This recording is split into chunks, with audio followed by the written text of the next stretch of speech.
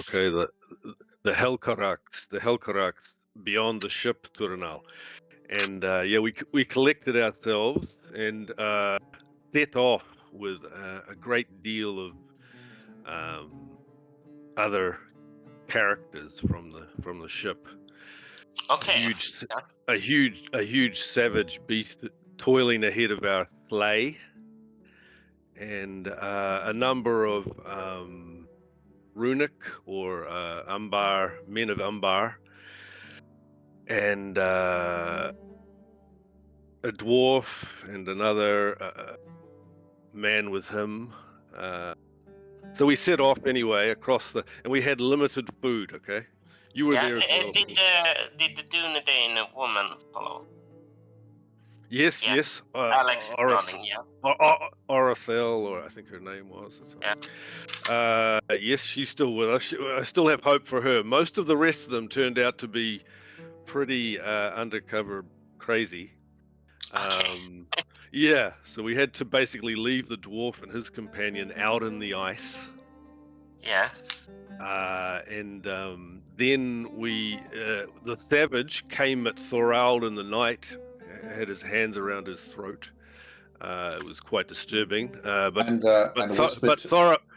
Thorald stabbed him multiple times. He was dead, and then strangely Azaghal just beheaded him as well, which was, I thought, could have picked up some shadow at the time. But we carried on into the ice. We had an unfortunate moment with some fish soup, and that was. And then we met the Lossoth, these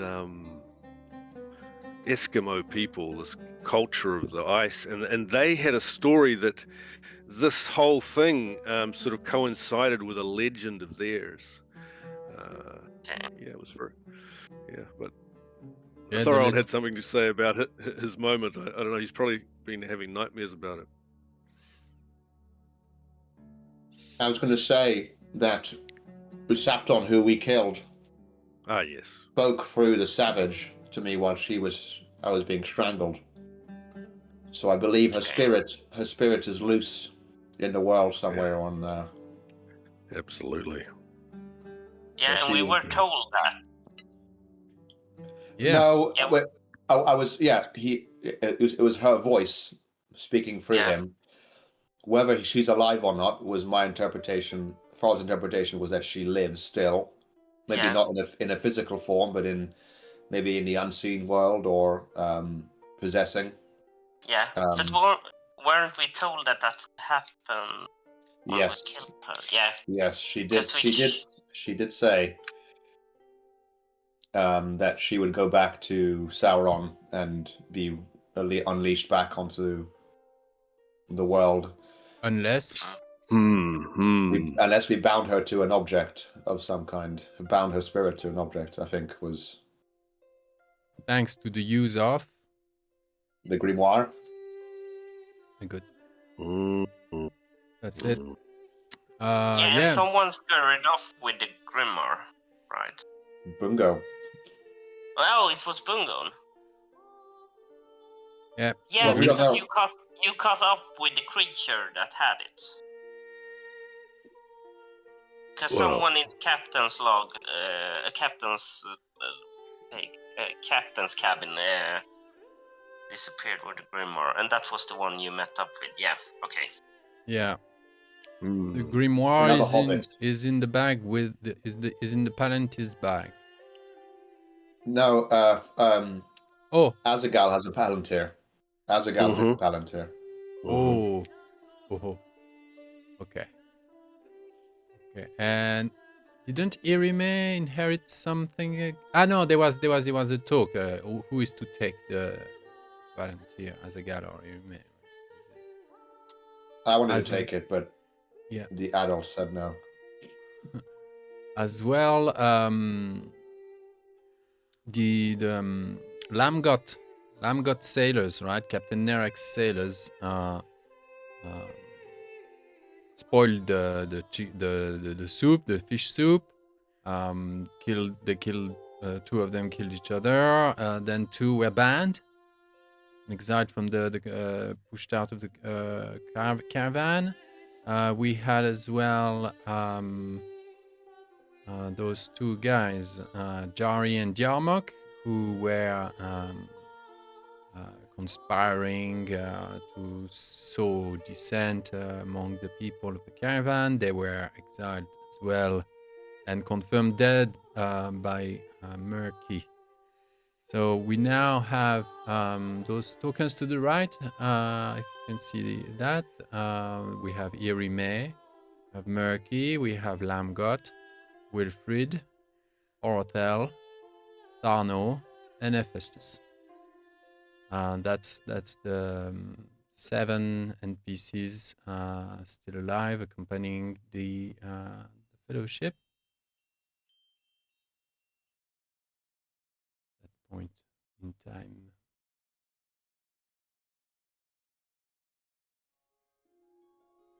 Now, Just a quick question regarding Murky. Do you guys or do your characters trust that creature? I haven't really got a sense of that.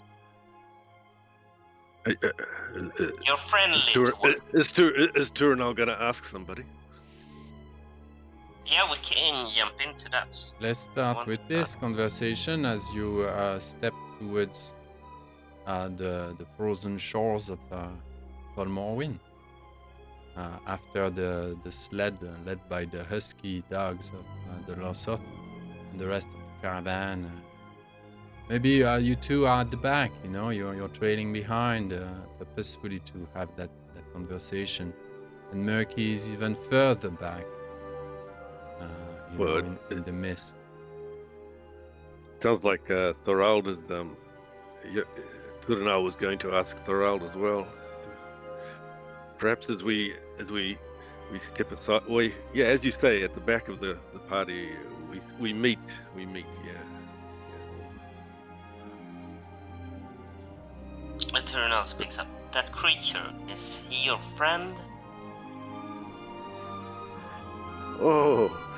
Murky is a creature of his own delight. Yeah. He knows and has been with this burden for a long, long time. I do not know if I trust him, but his purpose here is real. His journey is real. He has come a long way with our burden. And what is his purpose and what is his intentions? Well, your guess is as good as mine. What do you think, Thorald? To me, he comes across like a wild beast that, for some reason, is a pet. A pet? A pet? Well, I think there's no taming Murky. His loyalty is to one thing only, and it is in the bag which Bungo is carrying. Yeah, the bag. His loyalty is into what it contains. We, I believe, and for a long time, will be allies of convenience. Where his intentions are, they're beyond our basic understanding. Yeah. I fear What him. is... You fear him? Yeah, and I used to trust my instincts, but I don't anymore. There are we have a lot to fear, Turinal.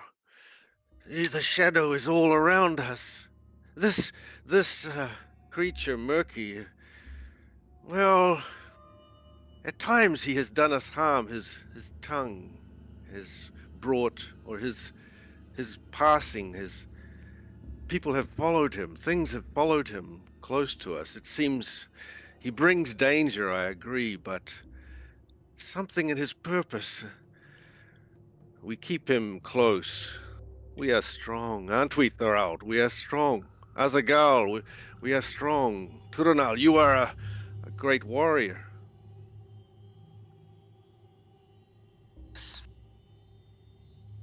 man is I was, trading and back. Arno.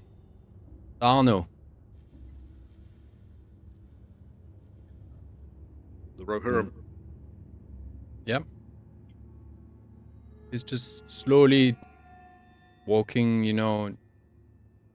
slower than the rest of the caravan before him, and peacefully. There now. Come close to us. Tell us of your lands. What was your? Tell us of your lands and where have you been? Where have you been, sir? Now you are strong. Yeah, I was saying about green leaf and the different sort of green leaves, and he sort of trails into that conversation. Ah. Heroes. Greeting. Heroes stoking tobacco. Nonsense. You people. Well, you saved us. Only to lead us Indeed. to a place like Indeed, this. we did save you, sir. Now, Look. I'll take care of you as if you were my mother. I will protect your little ass as much I oh, can. sir, now you have a spirit to you, huh?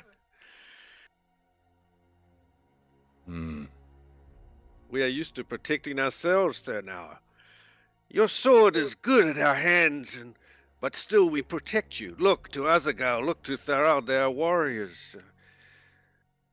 Tell us of your what are you from Rohan? Were you taken and entrust? How did you come by that ship? I am Tharno. Tharbad. Oh, Nothing to do Tharbad. with the Rohan. I thought you were a Rohan. It's the blonde man over there. The rider boots, Wilfred, is from Rohan. Oh, Wilfred, indeed. Well, I was a vagabond myself, I have to admit. Fugitive. For long enough. I took my people away from the wrongdoings of my own brother, you see. Gurno, self-declared king of Tharbad, was incapable of protecting them from the Dunlendings and from himself. His stupid greed, appetite for power. Bet he's been overwhelmed by now. Haven't heard good news of Tharbad of late. You see, I only follow you because you're my only chance of survival. Nothing else. Whatever business you have to do on this dreaded island, he looks up towards the peak. This is your own. I want nothing to do with it. I see. Well, that is not our concern. If you will find your way into the ice by yourself in your own time, that is your own doing. But Don't take me for a fool. I know the ice follows you. You are cursed. That curse is my boon. I'm not letting go of you. I'm no mariner. I don't even know how to swim.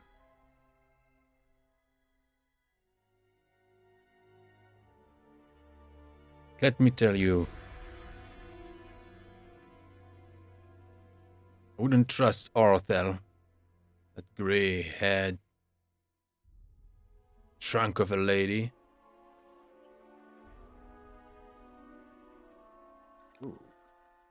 Why do you say this? I lost my kin, all of them, by her fault. One day she let go of those fools, Jari and Yarmok, who are dead now. They caused much trouble and bring back the attention of the sorceress, whom you've known quite well. It seems. Well, you knew her Soft. very well, I think. You were on her ship for a long time, and you all She were captured stuck me. on those. She captured killed you. my own, my kin, my cousin, my wife, my This children. is terrible. Terrible. And took me on this little trip of hers. This is a great sorrow you have borne, Sarnaur. I'm on a quest. Tarbad is mine, and I'll be back. You better You're continue fighting your good fight, your whatever it is, and win it. A great creature- evil has come upon you, Sarnaur. Great evil has come upon you, and your purpose, I see. You have a madness, a strength, a purpose. I would ask you to stay with us. Your sword could be useful. Oh, I will. Do not worry about that. Just mind this grey lady. Kinship with I Wilfrid is see. no good omen either. Men of What has she Rohan done always to bring you? problems. What has this Arathel done to you? What was her purpose? I told you, she let go of Jarian and Jarmuk at a point where she had them caught. She could have sent them to prison. No, she released them. They came back. That sorceress. I was done for. We were hiding in a manor somewhere in the weathered hills. This is Someone dark. thought This this is a manor dark. was the heritage of a foolish ranger who never accepted his what he should have accepted. Bungo looks at Thoralda. This is dark words indeed. We must beware. We must beware of this Arathel. Is someone rolls lore if you don't know what he's talking about? I will. Let's see. Try. I'm not going to have good lore. Plus 2. Okay. Plus 2 from Irime? No. Plus 2 for. I have good lore. Yeah, if you want to roll. Add plus 2. But we also get lore from Irime as well. I know she's not like... Oh, yeah. So she's... plus 4. Oh, go for it. Yeah, that's right. Me or you? Oh, if you like Thorald, go for it. Go for it. Okay. Okay. 1, 2, 3. My I will lore's not get... that great.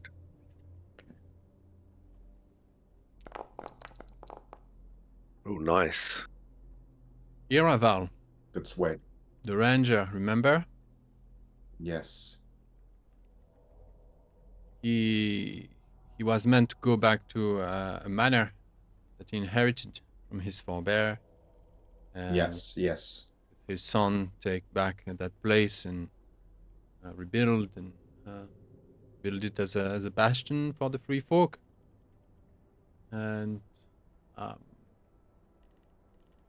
it is where he was supposed to be headed after you parted at Rivendell. The thing is that Yaraval was possessed at the time, right? There was something in his not right in his mind, in his head, in his soul, and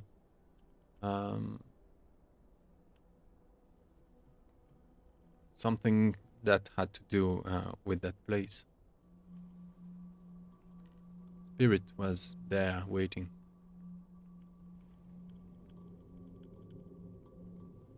Oh yeah, Araval who killed his own son. Was it? Yeah, something like that. There was a terrible story. He did terrible deeds against his own conscience. So yeah, Tharno happened to find himself at that place. Just does Jari and Yarmok and Septon at some point.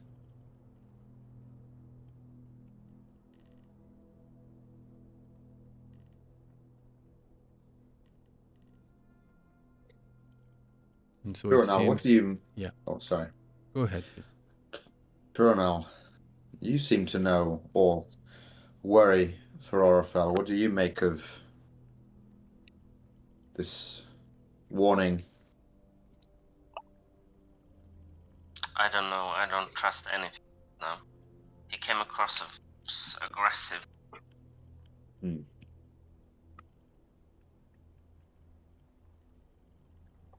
Didn't trust it at face value.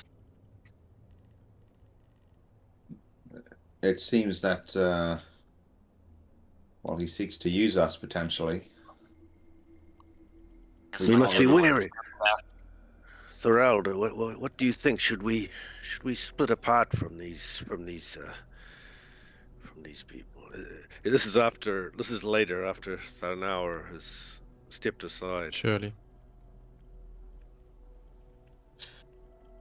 I was wondering, it might be best if at the Lossoth village, maybe we find a way to part from the group. We can bring Irime with us. But will they let us leave? He explicitly told us that he wouldn't. If I got it. Well, he can try to stop us, but I don't trust anyone anymore. I've had hands at my throat. I do not wish for it to happen again. Listen. What I think, these Lossoth people who know this island, in their midst, among them, we may find wise and scouts or hunters or guides, and amongst these people, let us find the ones who know this land, and let us look closely at this group, this Tharnaur. He has been wronged. I sense he is good. But Orithel, well, we must watch them carefully, and at the village we must separate and take the strongest of us to wherever we need to go. I don't know.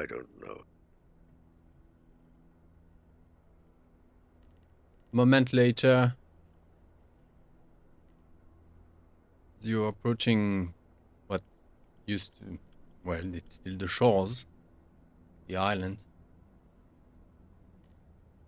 There's still like great expanses of ice behind, left and to your right. For you, you see slopes, the rocky slopes of a high mountain rising, and you're about to walk on land soon. Still on ice though, and it's all frosty and frozen and cold. The island is separated in 3 parts, with the center and to the left there is a big mountainous spike, a very formidable steep mountain, and it goes into it finishes off to the right. It's like a cliff that falls hundreds of meters into the northern part of the island, which is forested and flatter, hilly. To the left of that mountain just goes down and like in a more gentle slope, less slanted, much more trackable. And to the very left of the island, at the bottom of that slope, leading to the summit, on the shore, there are ruins. once mighty citadel with great towers toppled down, walls and gates, and all is now sort of like melted under the ages and weathering, and now this mist and the blizzard. Quick question, Adi. The ruined tower strewn place is on the side of the mountain or at the foot? At the bottom of the mountain, to the bottom of the slope leading up to the summit, the side of the mountain that is trackable. From the citadel, you could walk to the top of the mountain. Interesting. But from the forest, how far away is? How far are we looking at it? A few miles. The island, all in all, is possibly I would say 15 miles south to north.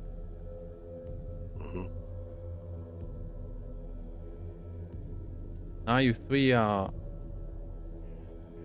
the front of the caravan somewhat. The Lossoth are still a distance in front of you. And Hephaestus has picked up pace. He's now panting, nearly jogging towards this island. And Hephaestus, where are you going? We're here! Elwing! Elwing! He cries. And he's... What do you know of this? Who is this Elwing? It's his Has he daughter. told us of Elwing much? His daughter. His daughter, yes, of course.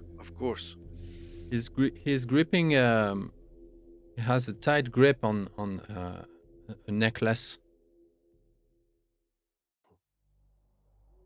And he sort of like frantically keeps it, swap hands, and he wavers it.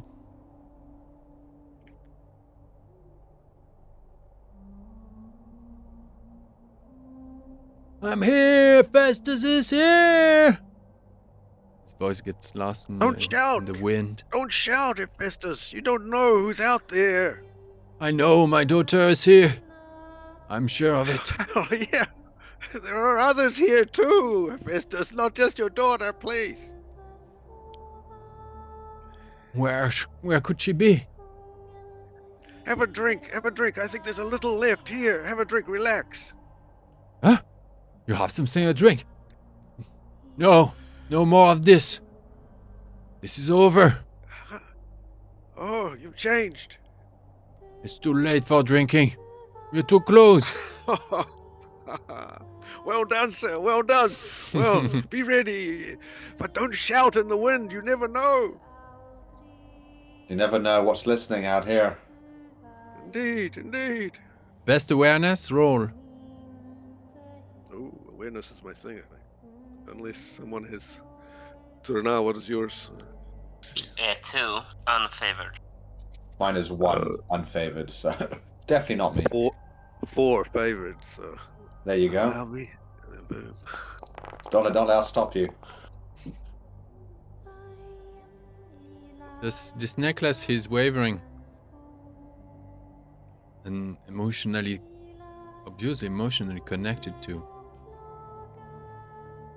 It has a medallion on it. Silver. A seagull carving. Eagle? Seagull. Ah, seagull. Yeah, a seagull mold, yeah. Ah. Cast. A mold seagull. A cast seagull, yeah. Wow. And this is his necklace. Yeah, somewhat he has As in that. it's on him. Yeah. Was it his daughter's, maybe? Yeah, that's what I'm wondering. Is it tied to lore somehow? Well, Like the seagull Elwing, knights? is the wife of Erendil, and she transformed into a seagull, and she's now a patron of sailors. She lives on an island somewhere far in the north between Valinor and Middle Earth, and now and then Erendil comes back to her when he's back from his journeys. That's cool. She's a bird now. And she would be a patron of sailors.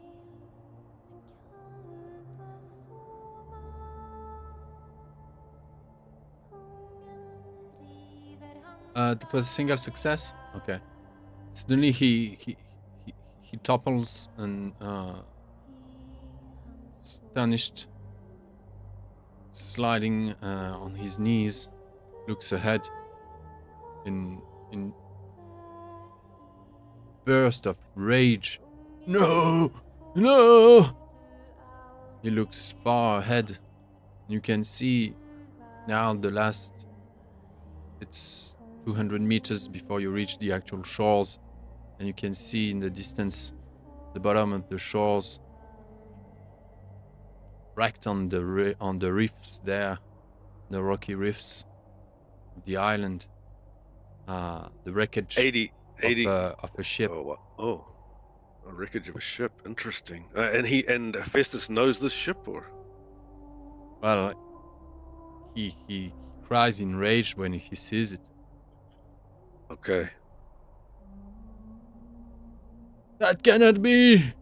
And on all fours, he starts to scramble his way towards that location. Stand up! And then Bungo's little feet as he runs up alongside him. Let us go carefully. Who knows what's in that wreck?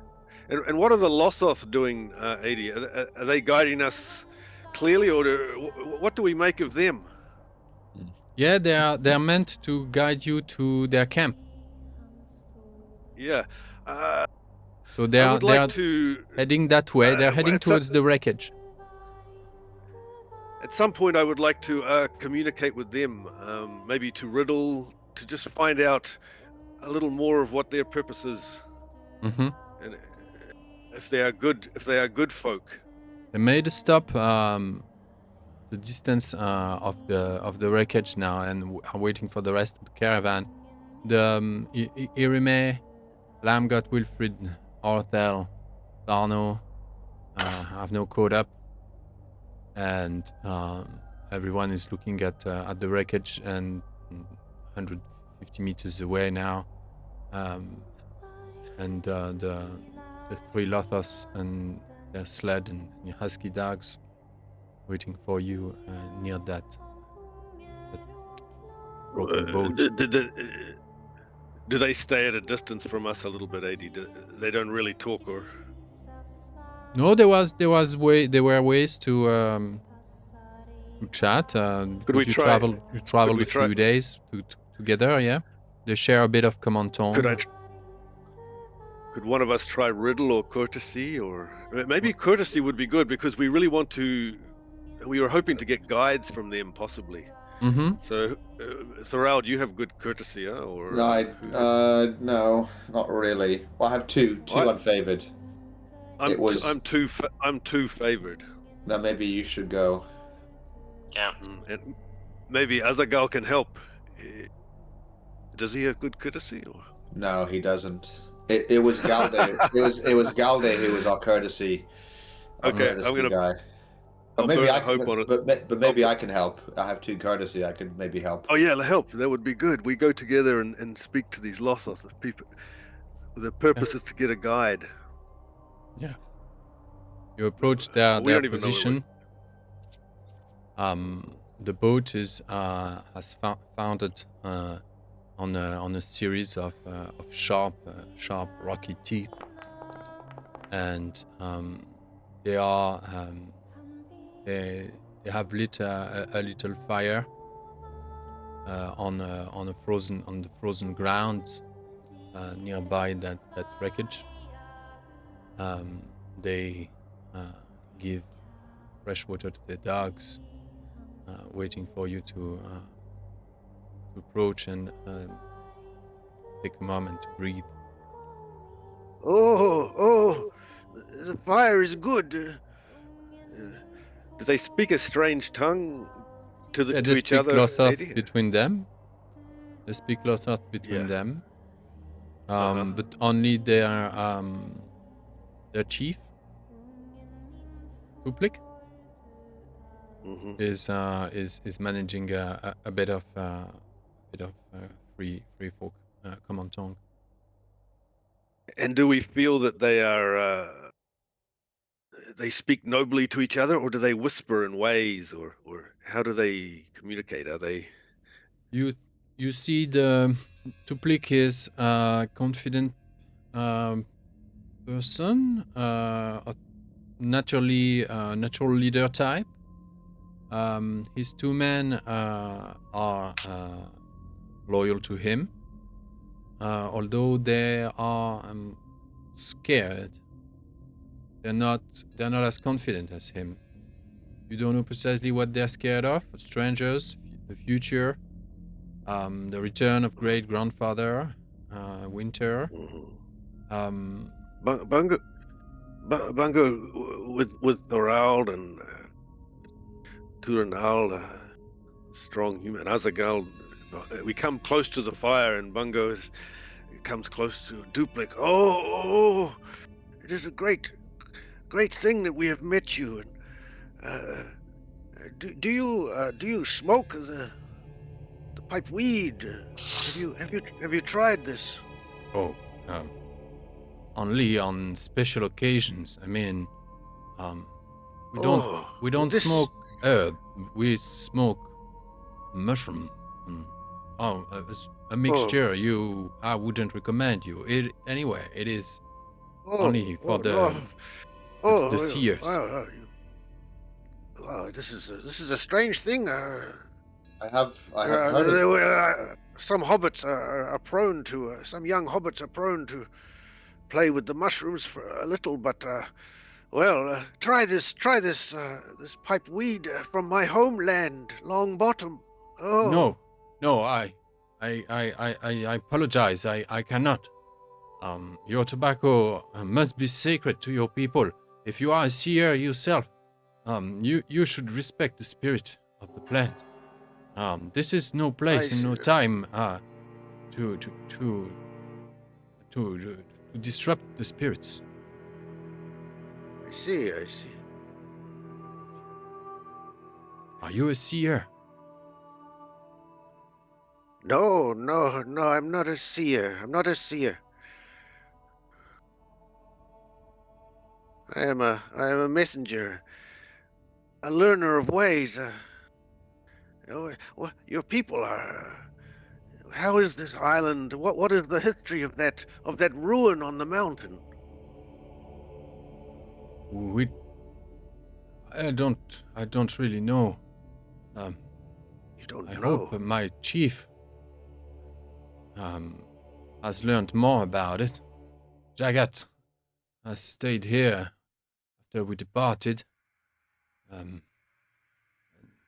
We came here on a boat with a lady, and the sea was alive, but so alive that we crashed on the shores, and our little canoe could not take us back home to the north, on that big island, Forest Island we call it. Must be referring to Tol Morwen. And once we were here, somewhat trapped, that lady, she was impossible. Her mind changed, and she disappeared in the forest, never came back.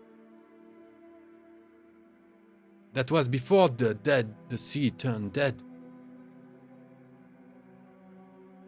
And grandfather returned, and I decided, against Jagat's advice, to go south and greet him.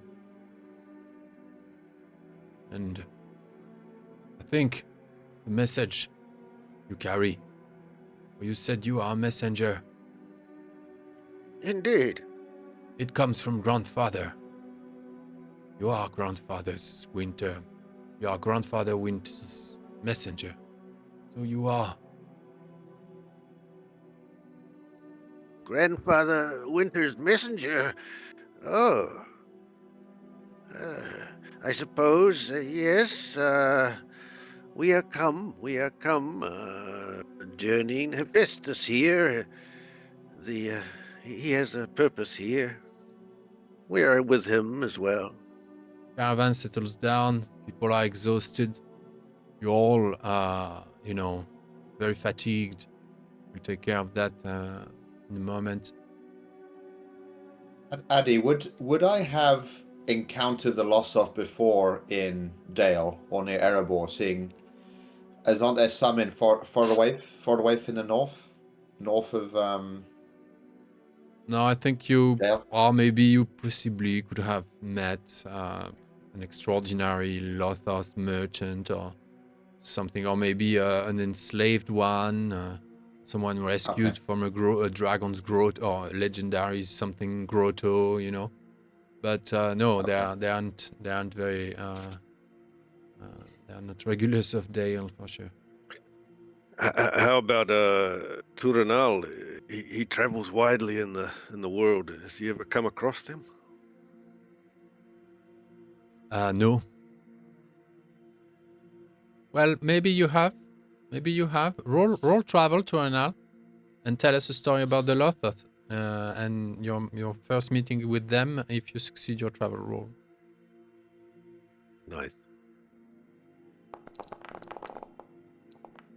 Damn. Ooh. An extraordinary success to Anal. Yeah. Indeed, Wow. you have a story to tell us about your first extraordinary encounter with the Lossoth people. Somewhere in Eriador. Tell us, Ranger. Yeah. And what were they called? The Lottor? The Lossoth. The Lossoth. Lottor. Lossoth. Yeah. Well, Ternal begins to tell the rest of the party quite kind of like on the what do you say, the quiet down, like beside them, of how he met up some Lossoths travel through kind of off the beaten path in Eredor. And they were kind of happy-go-lucky. At least that they had probably had a bit too much to drink and talking out loud over how they had a very specific taste when it comes to smoking green leaves with strangers, and very quite friendly people, but different weird customs, and they had a really peculiar fondness for dancing that he found some kind of not off-putting, but very peculiar.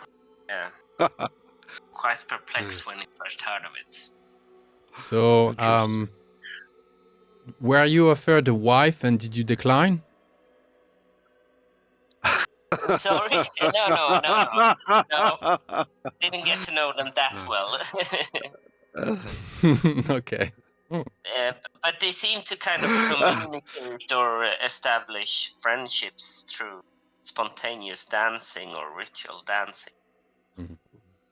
So you know that Not too these late people to they get live. him a wife. Say again? So it's not too late to get him a wife. We're back here. A wife or a job, they solve a lot of things dancing. That's very distinct about their culture. Sounds like Turanal might have been lured onto the dance floor. Yeah, maybe. Even is like down and despairing. kind of ways. Mm-hmm. Okay. So you know that these people, they live they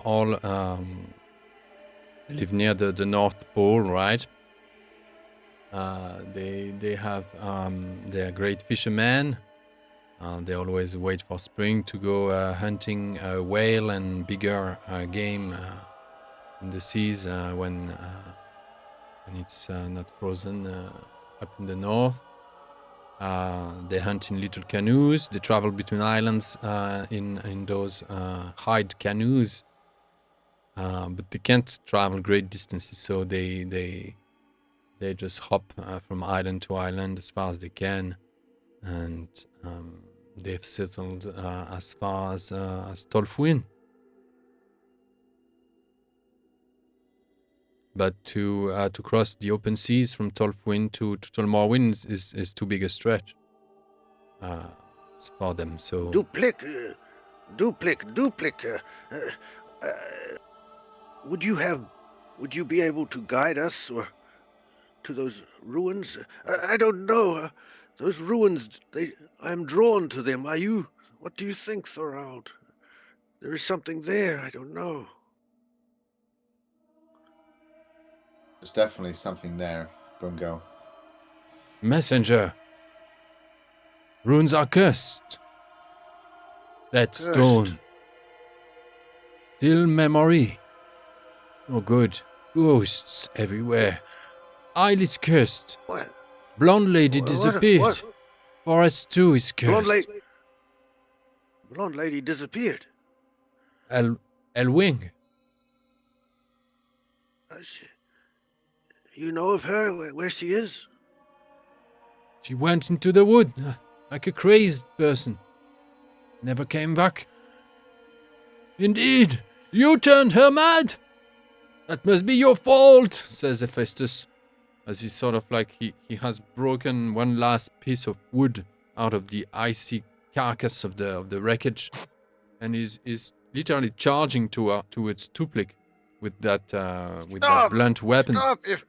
You killed my daughter. Oh. You drugged her, and you sent her to hell. Ah! I'll grab Stop him! I'll grab onto the back of him and hold him. Okay. I know Yes. his cloak or his That's all it try needs. and Yeah. restrain him. Mm-hmm. Calm, Hephaestus. Calm. Roll Hold wisdom. him, Thorald. Roll Hold wisdom. him, Thorald, as I go. Thorald. Sorry, roll. Wisdom. Thorald, wisdom. Okay.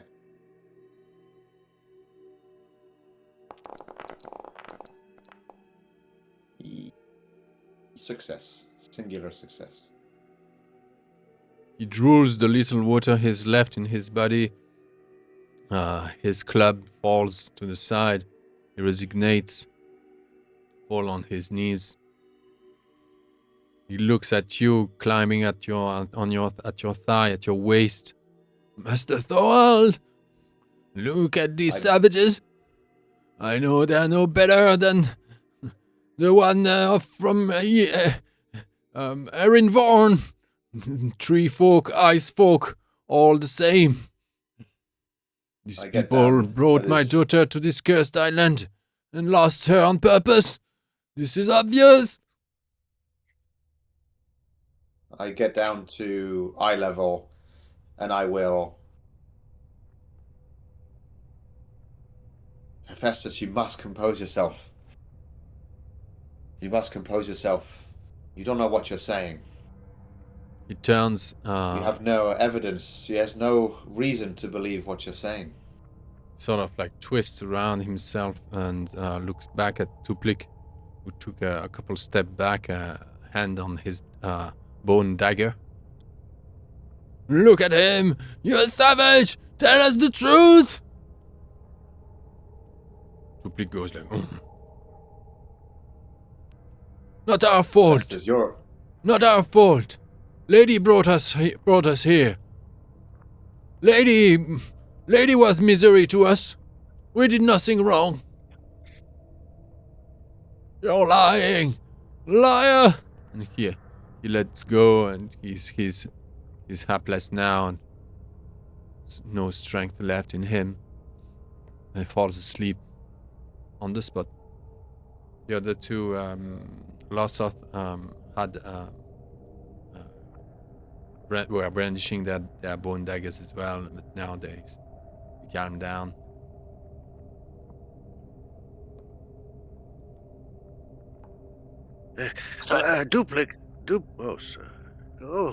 Turnal. Yeah. Sorry. Over the table. Is Hephaestus just lying there on the ground? Yeah, now he's fast asleep. By the fire. By the fire. Okay. Turnal goes and rolls him over onto some bedroll or something that we have. It's about blanket over. Sorry that I interrupted. Approaches behind Turnal's shoulder, whispers at Turnal while putting a hand on Hephaestus' chest and another hand on his forehead. She looks at you, Turnal, and Hervé says, "He's not himself. Something dark's taken over him. He's too weak. Can't resist. I'm afraid our old friend is playing trick with the company." He's been in its presence for too long, under its influence and other influences, and the long journey has tired him out. His body has been weakened, his mind more open. It would be best for us to leave him. Among the... Yeah, please go. So we don't have to suffer our presence anymore. On a side note, like Bungo's, and I think the rest of the group as well, finding this whole journey with Hervé, and where Hervé, we haven't really spoken to her and counseled with her recently since her entanglement with Ucepton. So once Hervé has finished with Hephaestus, and she sits with us and Duplik, I look up at her and see if she will include Duplik and my lady, we are here in the ice. We must think what to do. Indeed, my friend. When there is no time left, you have to make it. Take it. The more you rush, the less time you have. Let's enjoy this little fire before we go to Tuplik's chief tomorrow. Yes, to the Lossoth people. They can guide us. I don't know about that. They seem lost. Desperate. Oh. Look at how they count on you. He called you the messenger of Grandfather Winter. You're more than you think to them. Perhaps they can serve us if they see me in this way. There are many things that their people could be of great use to us here. I don't know. Listen to yourself, little hobbit. Oh. Careful. Friend. Oh, my lady. Much darkness has passed, my lady. While you were with the sorceress, much darkness has passed, my lady. I have been speaking to her, been speaking to a strange voice of cold and evil and ancient line. The seed, it speaks to me, my lady. And Bungo reaches out his hand and looks around at the group. This is probably the first time he's spoken of his of where his mind and soul has been. Finally, in Hervé's presence by this fire, he speaks to Hervé and looks around the group. Oh, the burden! And he looks at Thorald. The The darkness. And where is Murky 80? Is he sort of scouting away in the darkness? Roll awareness. Best awareness. Mm. Well, let me answer that straight on. In fact, he's signing.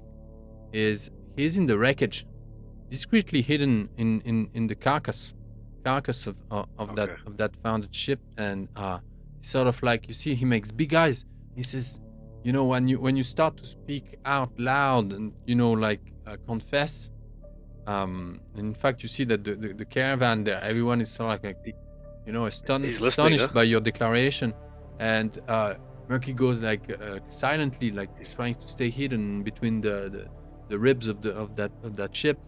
No, he goes to you, yeah, sort of like signing to you to shut up. To shut up. I look over. Bungo looks away into the darkness towards the wreck of the ship, the little eyes of Murky. And he asks, Azaghal, take him from let him not hear what we have to say. Let him not hear. His purpose is his own. He listens too much. Azaghal, take him away. Sure thing, friend. He goes. He will not silence me, Urame. He will not silence me, my lady. And I look again at Thorald. This burden that we carry, this darkness, this great burden, and Bungo falls to his knees and curls up. The bag misting and cold around him. He mostly carries it in front of him now. Anytime he's sitting, he carries it in front of him. I will kneel down next to Bungo and put a hand on his back. Say, breathe, my friend. Breathe. Thank you, Thorald. And Bungo, he begins to weep. His face just dark and troubled, and something dark and troubled. He looks at Thorald and then at Lady Urme. Oh, what must we do? Hold on to each other. Trust each other. Look at them. You see the fear in people's eyes around. Wilfred from Rohan has stepped forth. He's about to kneel towards you. Irime stands up and addresses the whole company. Indeed, we are on a quest. None of you have chosen it to join. But fate answered the wise. We are linked. Now, carry a secret. A great secret. Dangerous. Lethal. Secret. Cannot tell you what it is. But this little man here, Bungo, is carrying that burden for us, for Middle Earth. I give my life to protect that of Bungo. Will you do the same? She goes. You have Lamgot and Wilfrid step forth silently,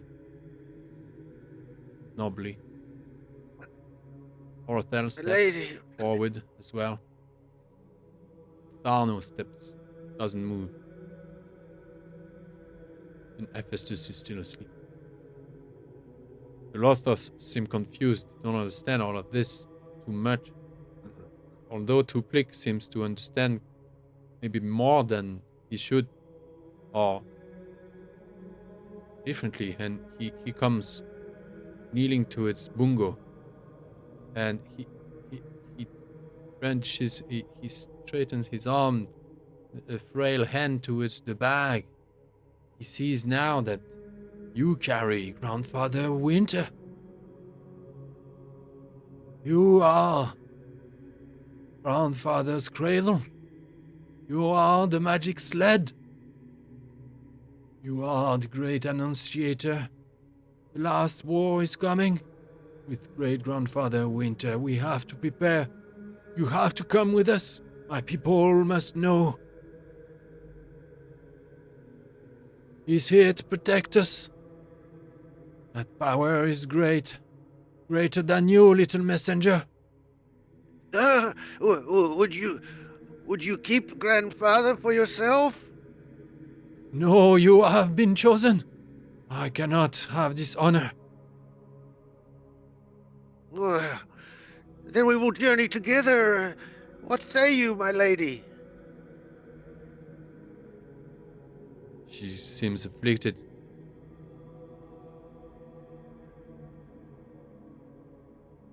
And she murmurs towards Toranal. I think they don't understand. There's a misunderstanding somewhere here. It's all mixed up.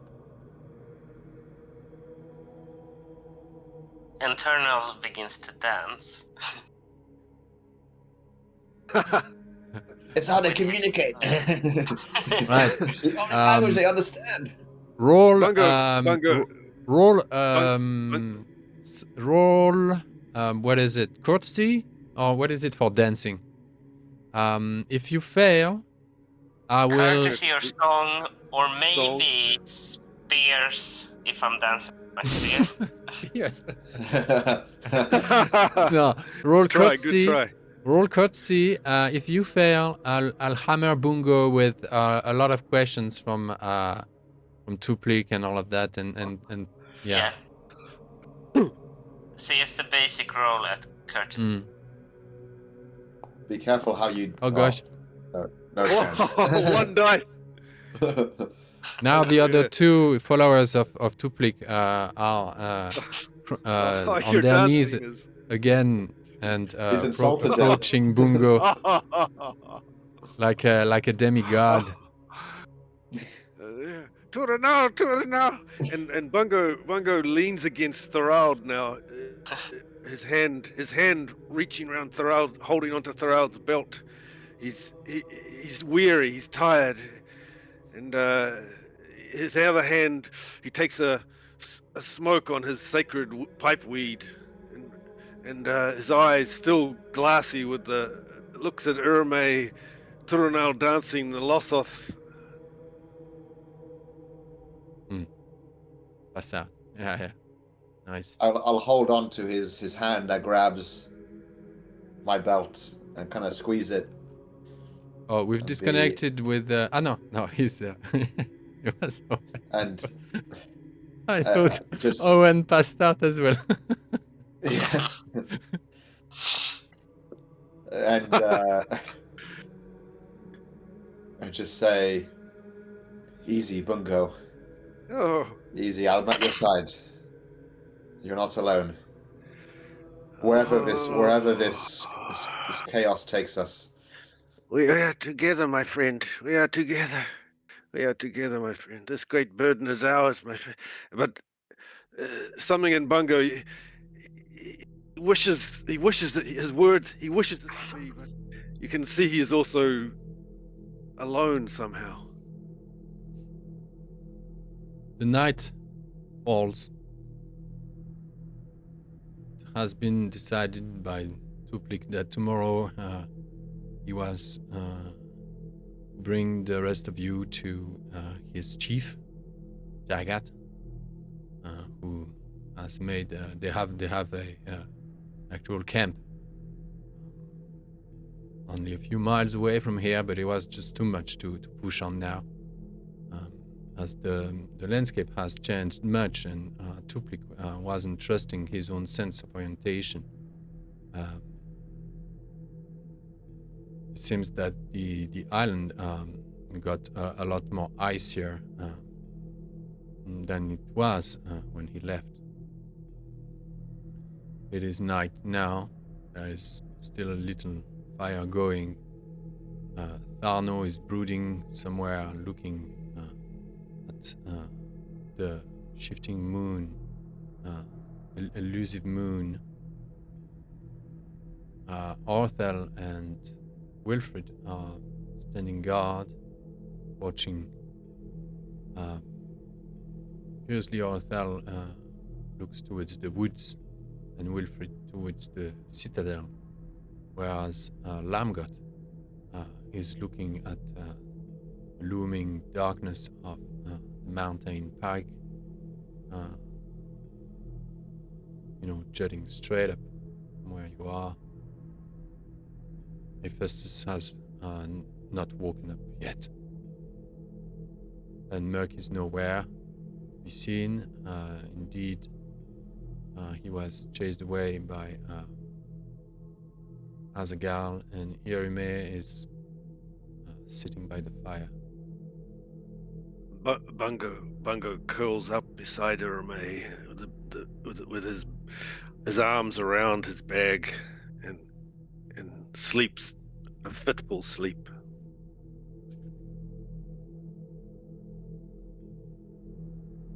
You notice, Thal, that Hephaestus is having the worst of sleep.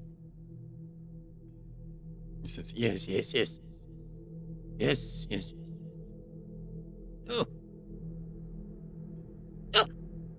Yes. I'm looking at him quite worryingly. He's in communication with something, most likely. Donald, where are you? Laying down to sleep.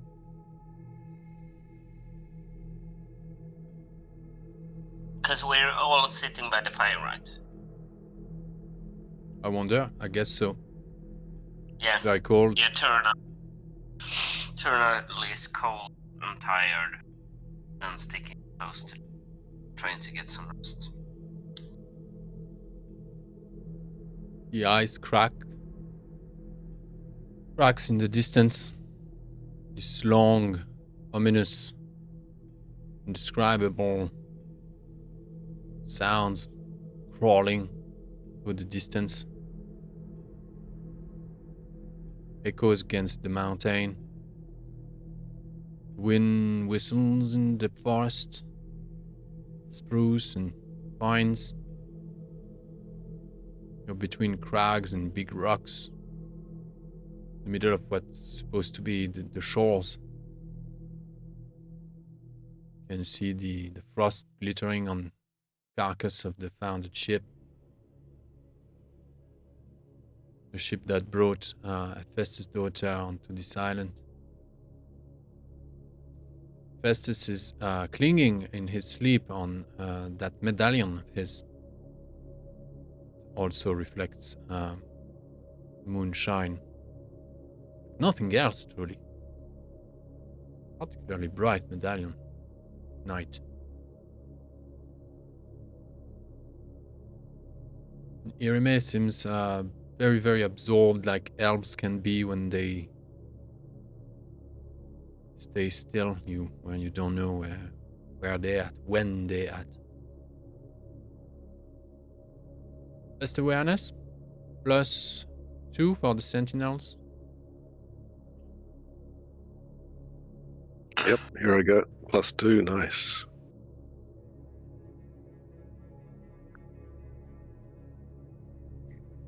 Oh, I didn't put +2. Can I just roll another couple of dice? Sorry. Yeah. Same. I'll give you 2 pieces of information. The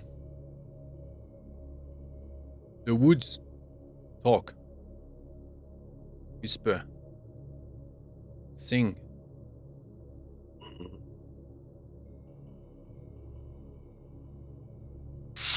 Echo weird voices answering each other. Oh, Bungo's eyes look up as he hears this. Looks up at Irime. There are spirits. Something is talking in the woods, my lady. What could it be? What do you know of this? And the Lossoth as well. If Duplik is close by, he'll be looking to Lossoth, looking to Duplik. What is that? What is that? Voices in the forest. Messenger of Grandfather Winter. These are the dead. This is the past who sings and talk to itself. Oh, Do not answer. Do not partake in things of the past. no. No. Then there is another sound. Comes from the citadel. A ruined citadel in the south of the island. You cannot see it from where you are. Plus it's nighttime. There is an echo coming from there. Like the din of a single hammer. And it's constant throughout the night.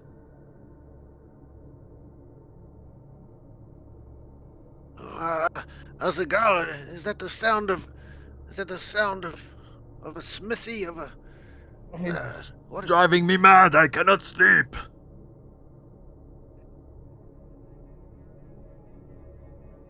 It's no good either. Everyone is supposed to be dead here. Who's working at this time of the night?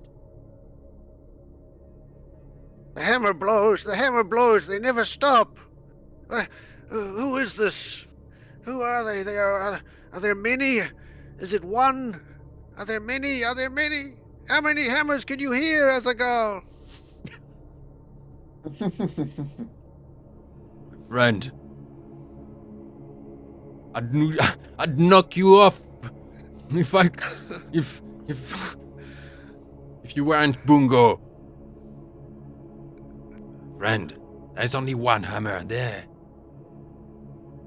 But it's indefatigable. What? This is the same person working alone. Same sound, the same note. Constantly.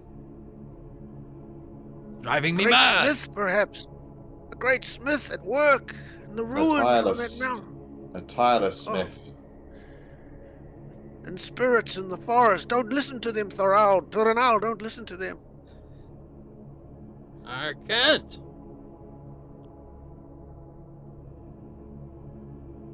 Addy, is this is Tol Morwen here, right? Where this is...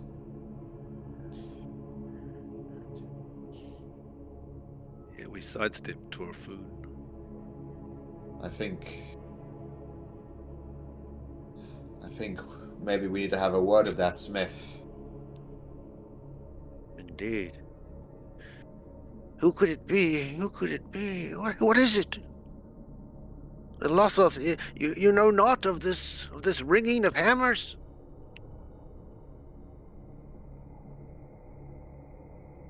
Do not go to the ruins, messenger. Oh. You must follow us. Home. Come back home with us. Yes. We will follow you to your home. The ruins are haunted, just like the rest of this island.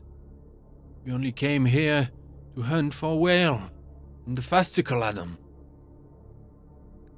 I see. How long have you been here? We came early spring. They first his daughter. This is your first season on this island? Myself, it's my first time, yes. Jagat was here once before. I see. So this village you have, it's a... It is no village. It is just a camp. A camp. I see now. You are camped here on this island. You've come from the far north. Is that right? That is right. This is not my home. It will never be. This place must be forgotten. What of the far north, Duplik? What of the far north? It must be... Irame has spoken. The great evil, great shadow has been across that northern waste. What have you seen out there? My people are divided. A great dark king there has risen. He rules the ice behind the mountains. Oh, And he's enthralled half of my people on Tol Morwen.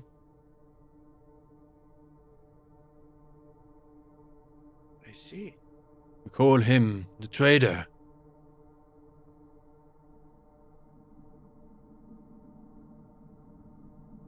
No one knows if we really mean the traitor or the trader.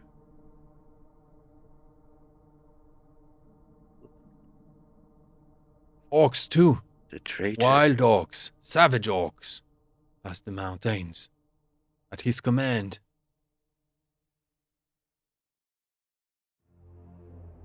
And he's darkened the heart of half of my people, and is once Lossoth, following his voice as well. He's up to no good. Now that grandfather is back, maybe we can defeat him. This is why you must follow us.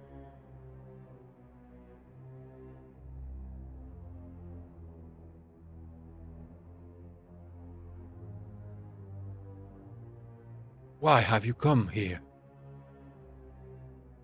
He looks at Turanal. He doesn't ask that question to Bungo, but to Turanal and Thorald. The dancer. Yes. Yeah, to failed dancer. Yeah, I forgot that scene. Well, how did that go when you tried to capture their attention with your passes and moves?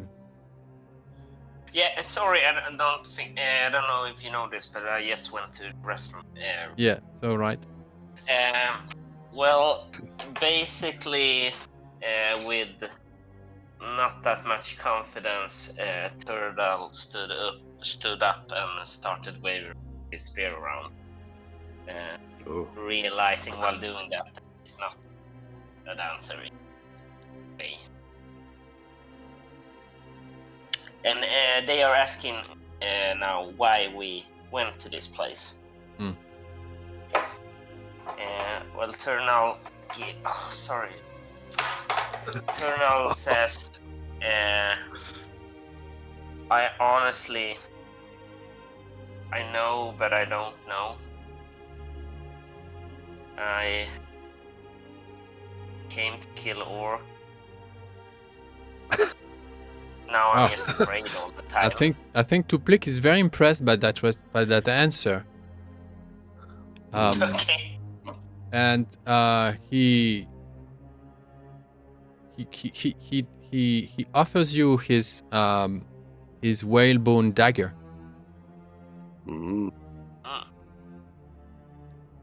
You are a very wise man. You speak openly, without pride. You do not hide your ignorance or fear, but you ride it like a true warrior or a genuine person. Please accept my present. Eternal bows deep. She's out. Dagger. Says, I greatly like your gifts. I'm very sorry that I don't have any. Roll wisdom, Tuanal. Yeah. Is this some sort of fucking fairy gift? Eternal will gladly accept it either way. Fucking fairy gifts. Fuck your gift. Oh. Oh, no, too. Nice. You know a weapon that has a past. You know a weapon that made itself useful when you see one, when you touch one. You feel the energy coming out of that dagger is like nothing else. Okay. And Turnal is a relic hunter, so I can imagine that he's found and handled some ancient weapon. Yeah. Oh, roll okay. Roll a law. or travel, whichever is best, or craft, whichever is best. Lower.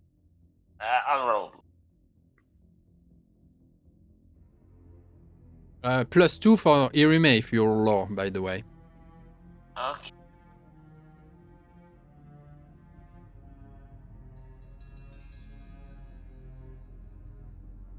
+2 for Erin.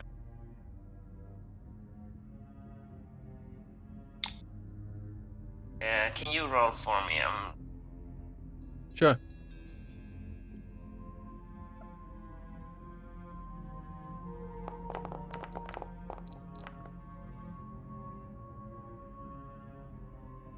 There is a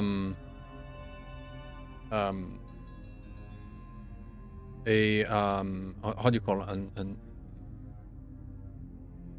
amalgam of dried blood, the bottom of the blade, between the blade and the guard of it. There's no proper guard, you know. It's just a bone, you know, dagger. But see that it's been left there on purpose. Just the blood of killing accumulating over the years, and it's now forming a ring of a crusty ring around the bottom of the blade. You know that blood. You know that it's orcish. Okay.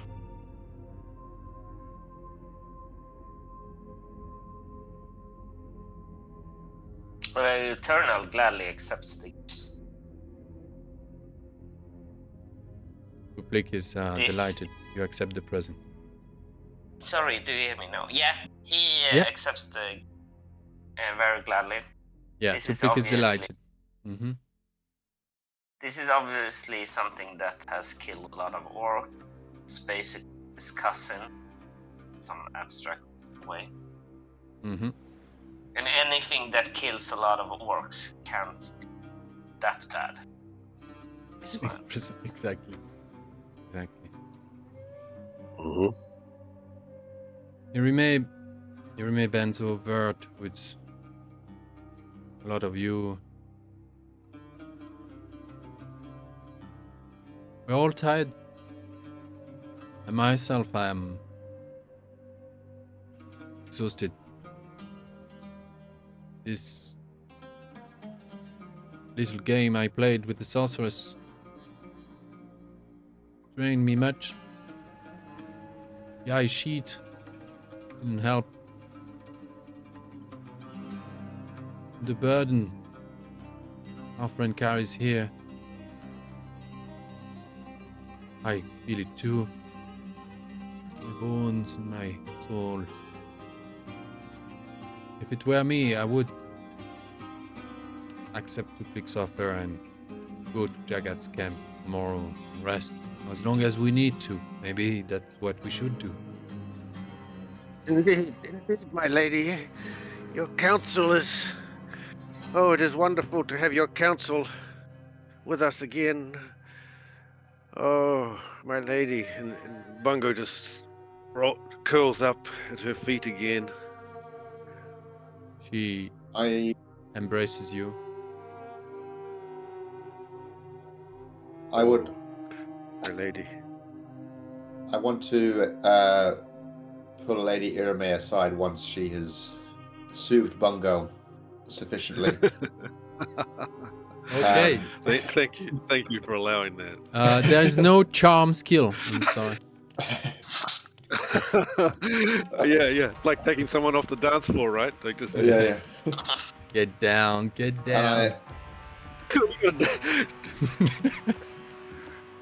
That's what Turnal did wrong. He did get up, not.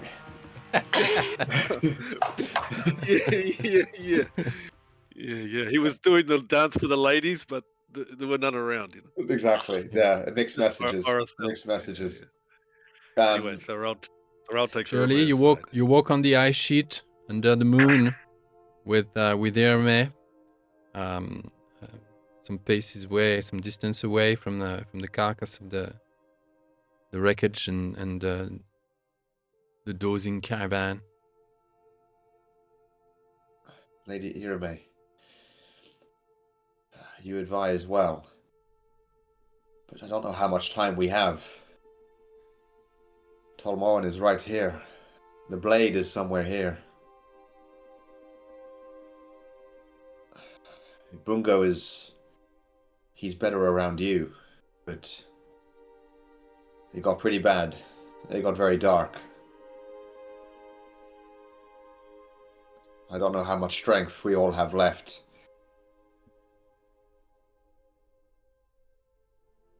I believe you. I know you advise us well, but I can't help but feeling that we should make haste to the How peak. tired are you? She says. Alors, she asks, everyone gain 6 fatigue. So I'll gain only 3. Oh, because I was sleeping for a bit. for your cramps thingy. Oh yeah, okay.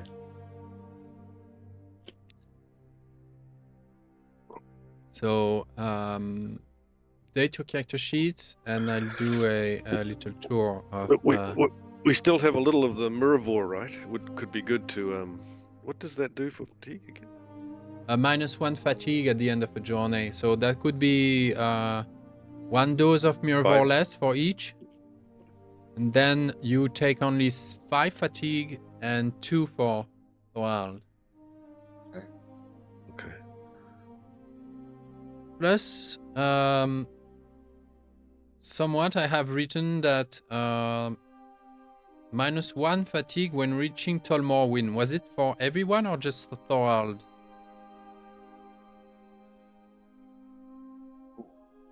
That I don't know. Okay, scrap that then. Okay, so 5 and 2. 5 and 2. Jeez. Oh yeah, I did the 2 already, I think. Okay. Yeah, I've done. So we have a 6 fatigue, Jeez. 9. But I'm weary now. So Yeah. we need to go to this. We need to go to this village and rest. I think a little, have a few nights rest or something. I didn't. Sorry, Oh. I added 6 fatigue. Was that correct? 5. 5, 5, please. 5. But yeah, if chance comes our way, we should rest in the village if it is possible. I will say I think it's. I think the adrenaline from his life being threatened and the excitement of getting to Tol Morwen has kind of gave him a bit of energy, but Thorald, he realizes he's tired. It's been a long time since we had a rest, Lady Irame. I don't think since we were in the presence of Círdan that we truly feel respite. Mm. Oh, my friend Círdan. I never heard him say, "I'm tired." Although he worked like 10 men every day of his life for millennia. And he did look tired. Never complained. But it's something else to complain about being fatigued and actually admitting that there are moments that are beyond us. I feel very much pressed to push on. When I look at So this close. mountain,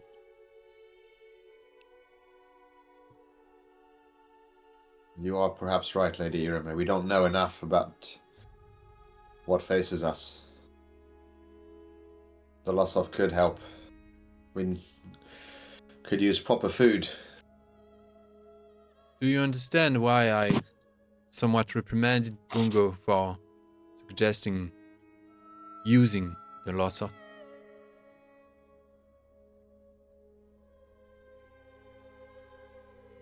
I believe so. I mean,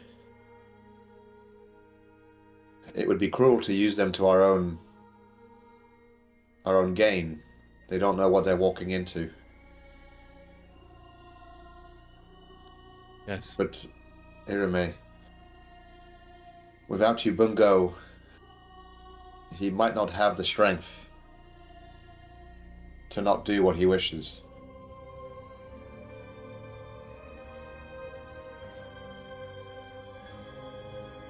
Man has resources he's not aware of.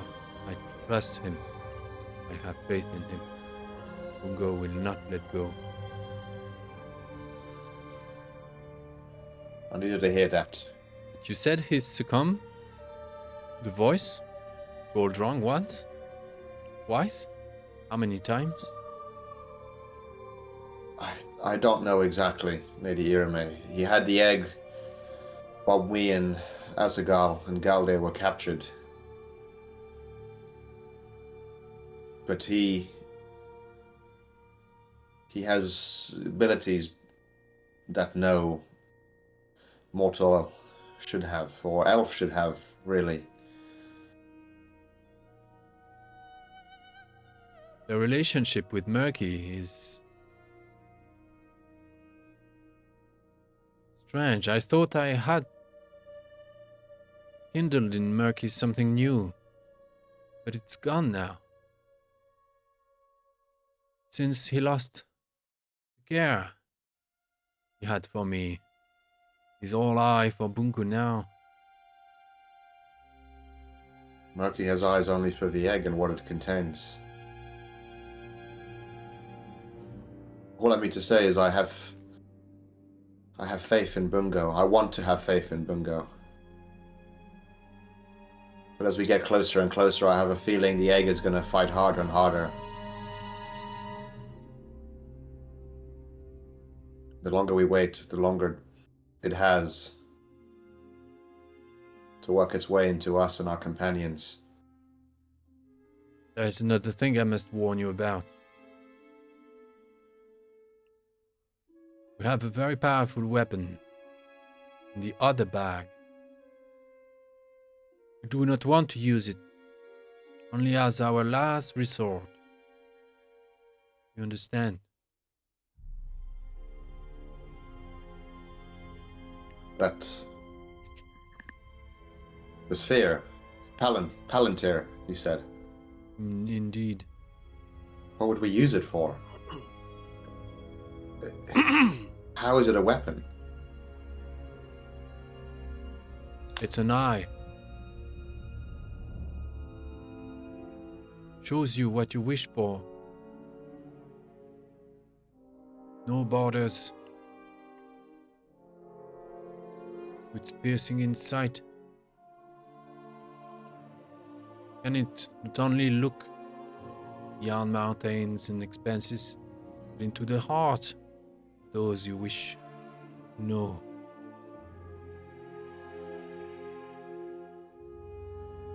It has a hook. It buries itself into your heart secretly. The elf protected it.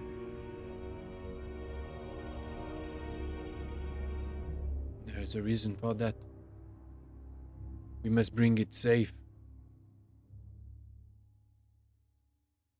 We must bring it back safe. Now we have a reason not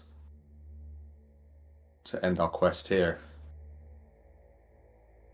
But now we carry two devices of evil. Well, not evil, but of temptation.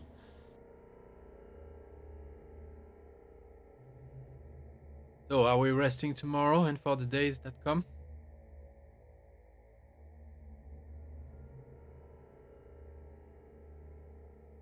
I look at where the doctors where the peak would be, and to the sound of a smith, and yes, I think we've earned it to the very least. But I can't help but feel that it will not always, maybe not be the best decision. But yes, I think we need it. If anything, let's be on the watch out for Murky, Darno, and Hephaestus.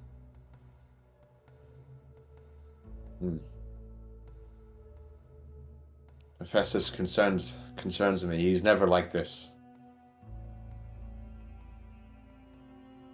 He was never like this. So we were on the boat.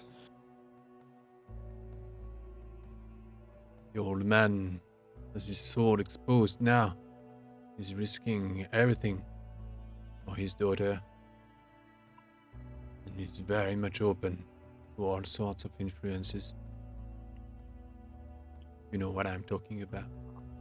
I do. Unfortunately. The next scene is in the Lossoth camp.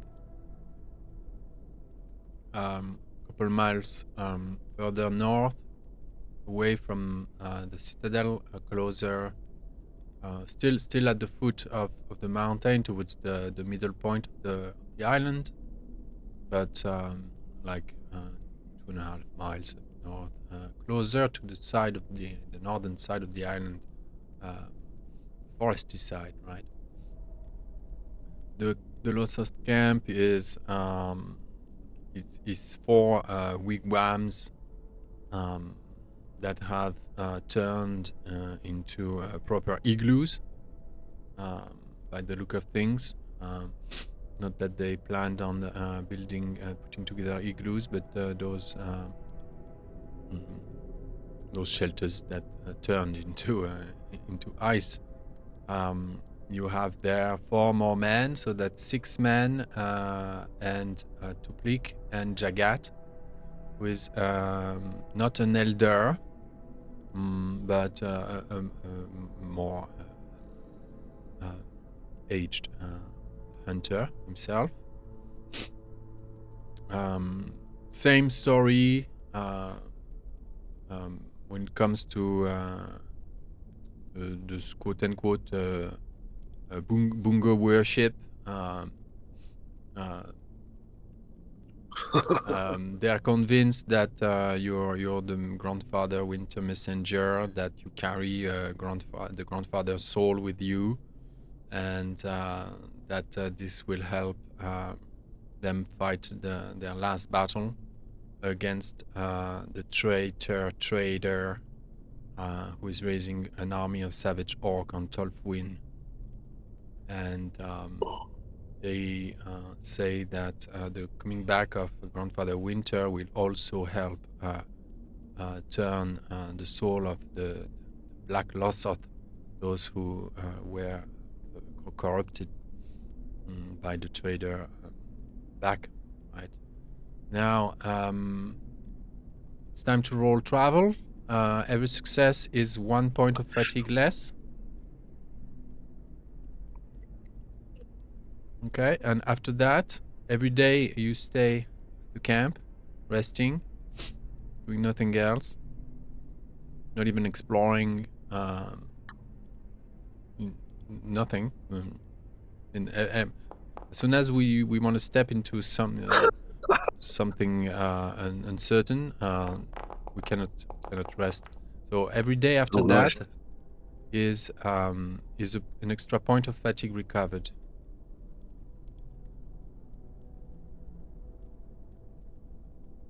Okay. Who's doing our travel rolls? So it's individual rolls here, yeah? Okay. Everyone rolls travel. Okay. Torinal recuperates 3 fatigue. Nice. Bungo, none. Yeah, none. Uh-huh. I'm by the roll way, it. Bungo, roll as well dread against 2 shadow for the dragon egg. And I was Toral, waiting for that. none as well. Yeah.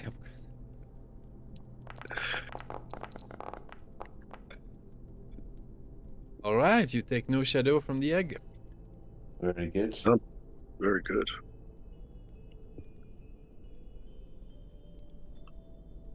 Yeah, I think Egg Hervé brought me back a little more towards the hope. Yeah. Egg is still oozing, in a, slow, steady, sinuous manner. that fume exits through that little crack. You know, particle after particle. You can never get warm. I imagine Bungo is going through everyone is cold, yeah. No, but Bungo is he's particularly going close to the fire. But question: when he goes close to the fire,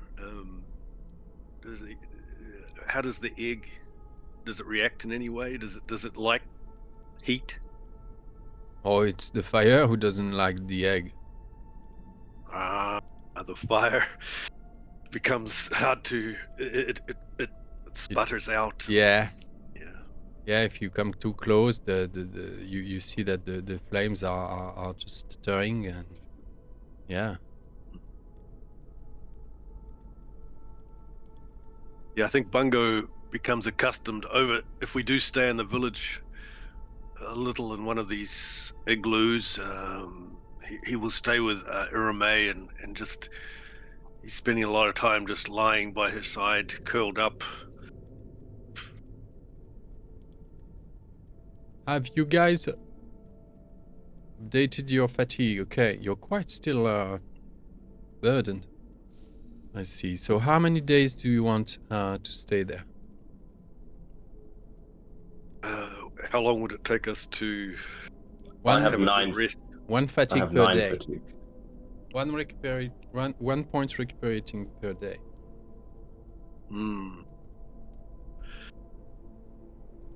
And sorry, is there any way to level up by staying longer, or how long? If you stay 7 days.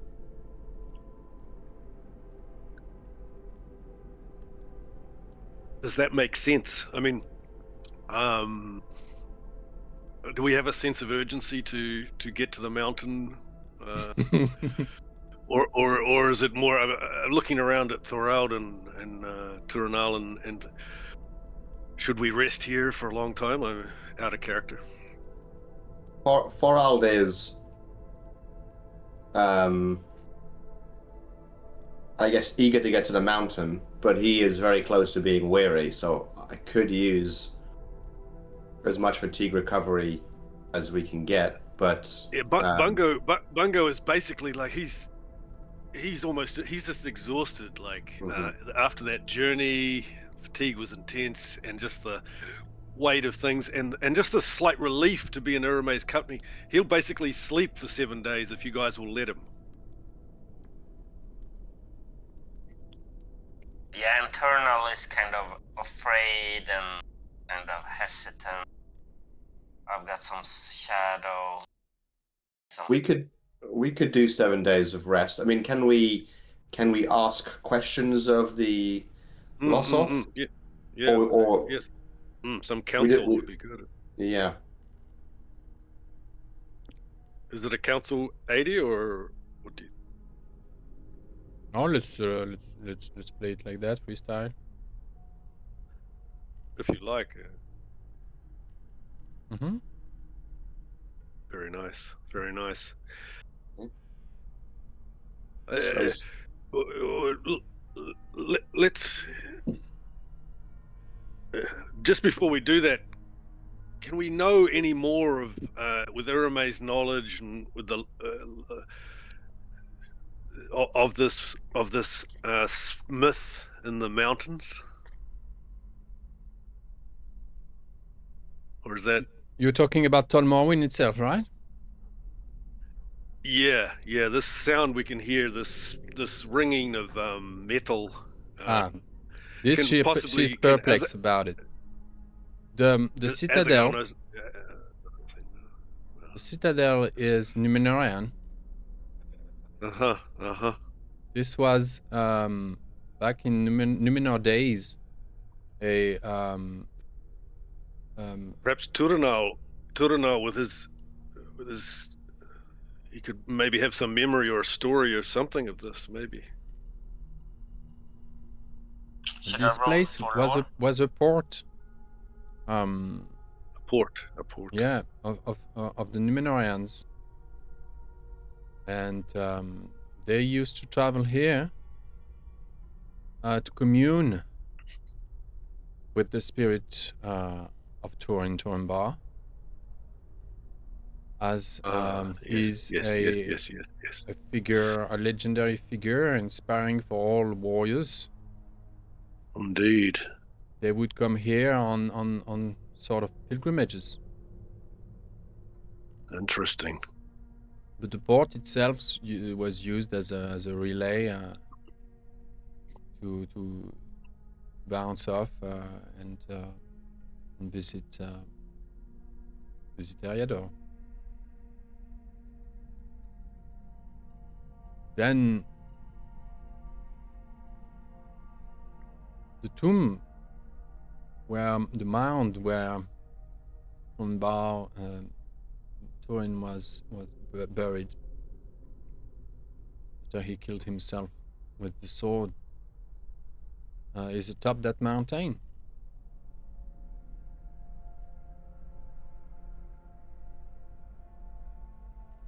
And it is unknown.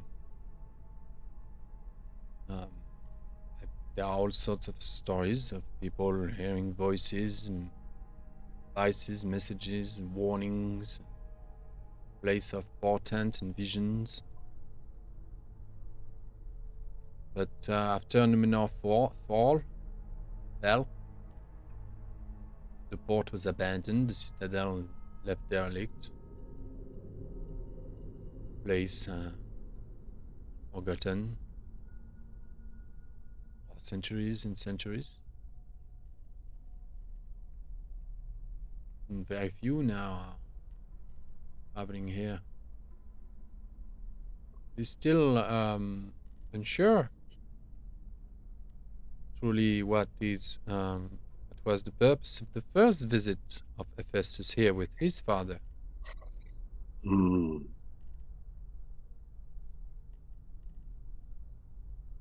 He mentioned that he told his daughter about that trip, and that had inspired her to go that way. But who knows? Maybe there is more to that story.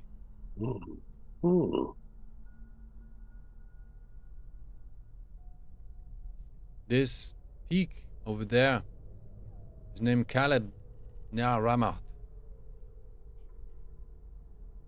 Supposed to be the place from which Nienil or Ninor jumped to her death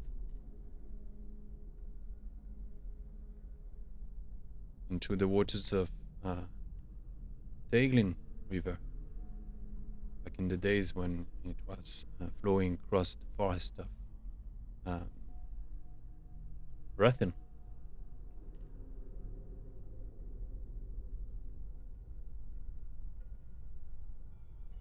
This is all that's left of Beleriand with Tolfuin and Tol Imring. Indeed. Well, Bunga will certainly be writing down again in his journal. He reopens another little journal and writes down the words of Urame in our little igloo, and we spend the days for a long rest, and perhaps we would counsel with these Lossoth. Yeah. Thorald, in between his rests and the warmth and his recovering throat, wants to ask them about where Turin is laid to rest, where he, if there's any if there's like a landmark of where his final rest is in Tol Morwen, that it might ease our search. And I'll answer that right away. I need to take care of the cat. Okay.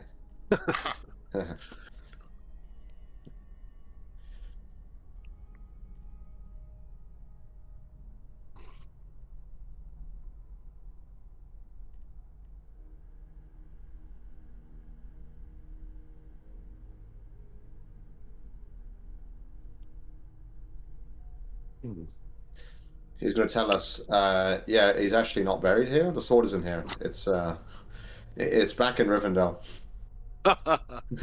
Yeah. And I think I think Far will just keep walking west until he gets to Valinor and just be like, yeah. I'm This gonna go. ice thing. This ice thing actually makes So- it accessible, right? Yeah, exactly.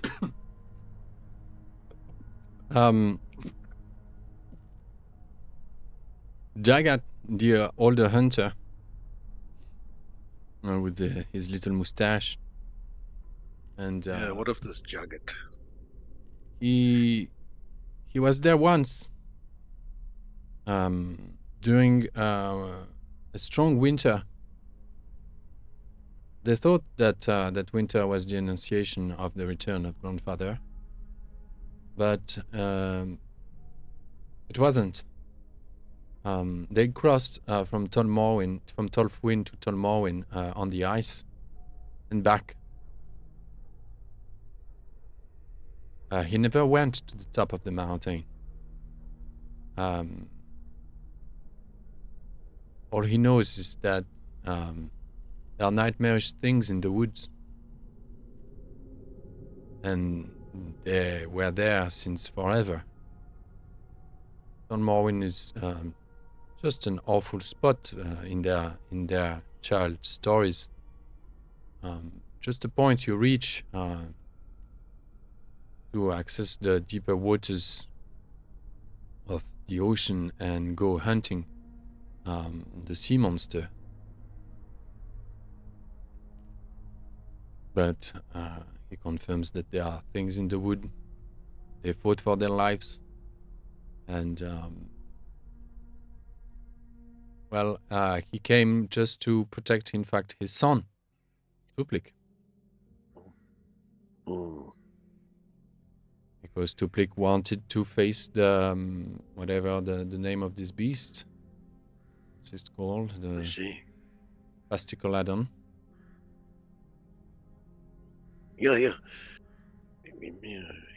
Your son is brave, Jagat. It is a great pleasure to meet you. We have come far, and your people are here hunting, and the serpent that you seek in the water. I see. And I have come far with this ice and mist. Messenger. A people has waited for you generations. Cannot abandon you here. We were meant to travel together. Wherever you go, we go. We will protect you. Oh. And I look around at Azagal, and Thorald, Turanal, Remay. Well, protect us. Thank you, Jagat. Thank you so very much. You are a people strange to me and my fellows. Turanal has met you in the past, danced with your women. So I've heard. But yeah, he missed that, I think. Yes, he danced with your women. But we are here now, and we must go, I think, to that mountain. If you could guide us and protect us. But the forest, what do you know of it? You've never gone near it. These spirits, what are they? Do you know? The dead, my friend. The Oh, dead. messenger. Oh. Yes. This island is a mass. Tomb is a Too many people died here. Angry spirits. Urging bone and wood. The Numenorians, you mean? Those high men of the sea? Who knows? And of the past. I see. Past is dangerous. Yes, Memory is once a this was weapon. land. This was land. I see. I see. Wars I were do not fought understand here, I what you are suppose. talking of. You are a mystery to us, messenger. Your knowledge Oh, seems great, indeed. well, the lore of the elves, the lore of the elves. You know of the elves? We do. He looks in awe at Irime and very intimidated.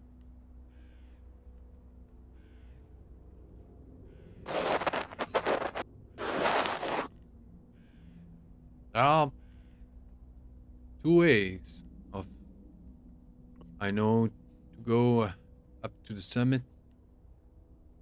That claw.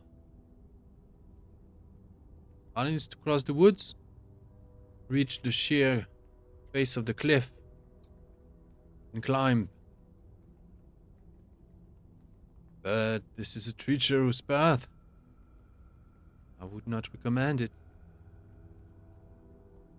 The other way is to go around the island, skirt the woods and the mountain, enter the fortress on the other side, The fortress. and from there find a passage. It leads up that gentle slope on the other side. There must be a way Oh, what do you? going from the citadel to the summit, a way that is gentler. The walkers. I see. What do you think, Turinal, Thurald? I The think forest, or the fortress? They're nearly spelt the same. well, it was up the Shea Cliff, or it was through the forest and into the fortress. So it's forest and fortress, or No, it's forest and cliff, or fortress, Oh. and path. Mm, Okay. I think mm. the second option, as they suggested, these people know the area. They know this island. If they say that the forest is home to nightmarish things, I think we best avoid it. Actually, and Bungo looks over at Azagal. Azagal, you look like you would prefer the fortress. Climbing that cliff, huh?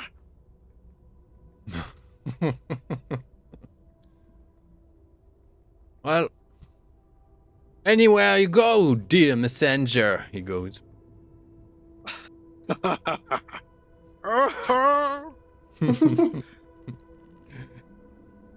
At your service, he says. The internal says, I trust your judgment. You led us this Oh. far. Oh, you lay too much on our shoulders. Yeah, the fortress then, Thorald? I think so. But what of the ship? The shipwreck? What is its significance? It clearly means so much to Hephaestus. Well, we came Elwing. We came in it. This is Elwing's mighty canoe. And Jagat goes. She led us that way. Why did she want to come up here? Hephaestus grabs his necklace frantically. Quietly looks at the fire. She's a navigator. Well, she had family business here, she said. Roll 2D. How many days have you been here? 7. Right, 7 days. Take off 7 fatigue. Tuanal, roll 2d6s. Just 2 random d6s that you can can find on the dice roller at bottom right.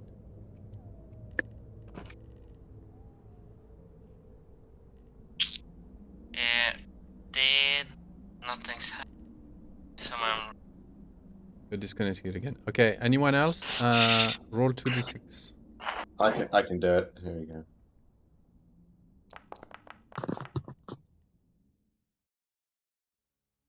Three and four. Exactly, like he says. She was here on family business. So none of you should have any interest in that. What is that question? This is very private. He stands up. His medallion in his fist, clenched fist. He kicks the fire inside the igloo. Sprinkles shards everywhere. There's a commotion, you know, everyone is just astonished. Festus, calm yourself. Calm yourself. This is not trying to help you. I'm trying to understand how to help you. You have no idea who I am, he calls, you know, in his frail elderly voice. Who are you? Tell us. I am Festus Sneaky Ramen, chosen of the Dunedain. I'm a noble, destitute. You are just peasants. You should be kneeling to me. His voice really goes off like that.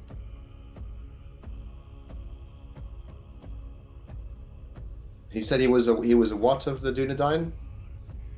Festus Ni Kiramen, noble of the Dunedain. Chosen like of the Dunedain. Okay, I thought he was like a short old man.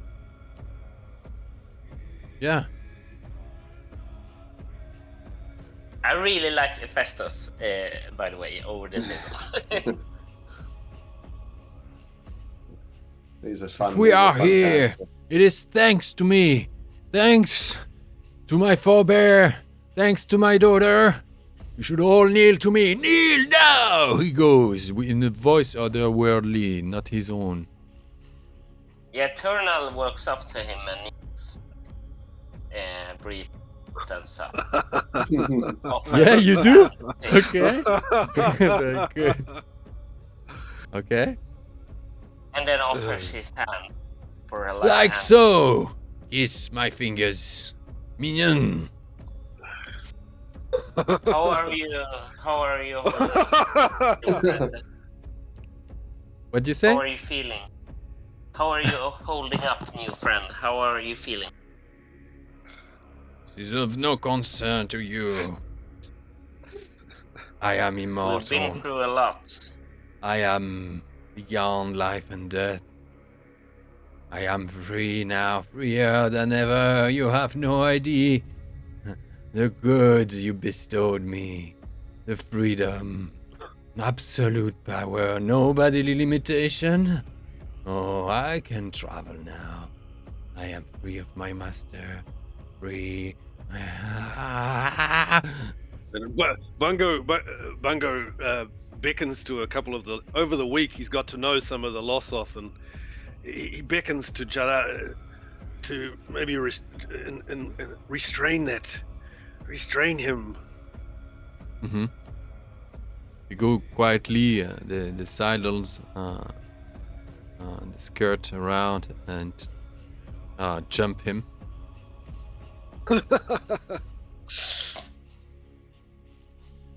And for a moment, he's contained, but he's indefatigable. Wow. And they start to they're overstrained. They lose grip. He's a snake. He continues to utter some kind of curses and ordering, bossing people around.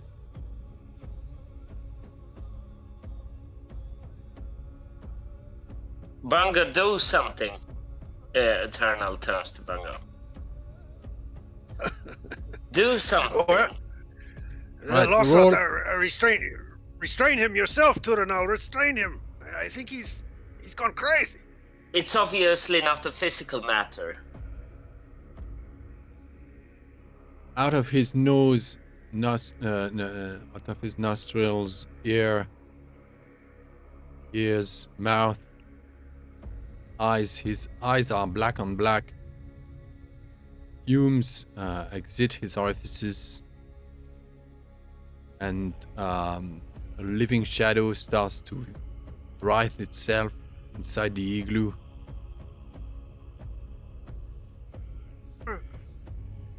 Is it Ucepton again? What can we do? Do you recognize her, Thorald? Hephaestus! Is it her? Hephaestus, resist! Resist! Know yourself, Hephaestus! Okay, roll Enhearten plus two dice.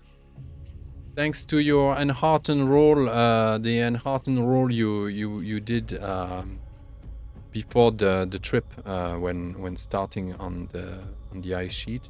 You rolled an Enhearten to motivate everyone. So that's plus 2 dice here. Plus 1 for Irume.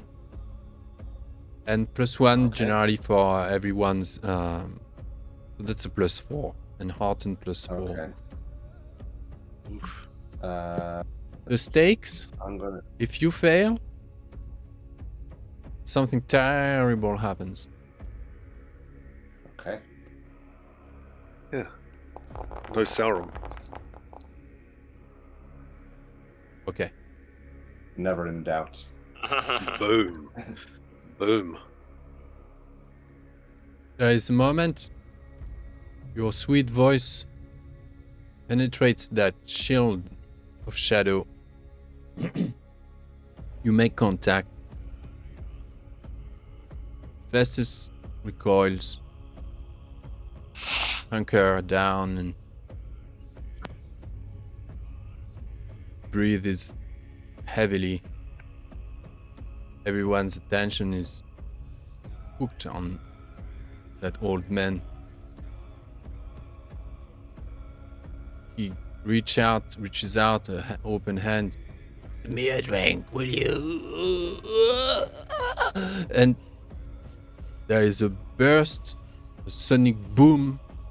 The whole place is utter darkness. Everyone is suspended in space.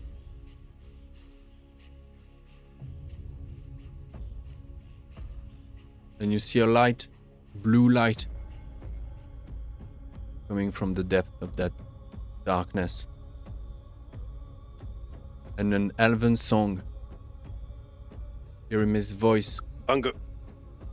Bungo unveils the lamp of ardor in answer. And the lamp shines stronger and stronger as Hermé's song becomes louder, more defined, more present, closer.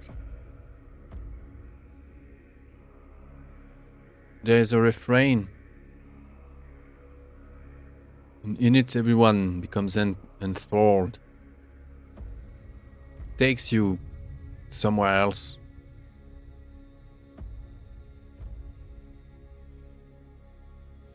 You're in the middle of a golden forest, surrounded by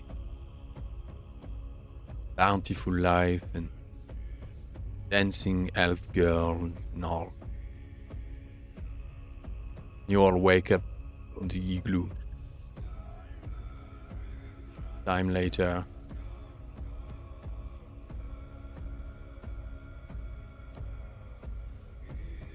It seems Hephaestus is younger. But he has a big wrinkle in the middle of his forehead. Like, you know, like someone who could never let go of attention, yeah? Overall, like, would swear he looks 10 years younger. Hervé is asleep. But proper asleep. Not like elves do. You don't know how long it's been. The Lossoth are taking care of Hervé. Hephaestus seems forgetful, unaware. He's enjoying some kind of bone broth, cheerfully, and he's discussing the fate of Rohan with Wilfrid.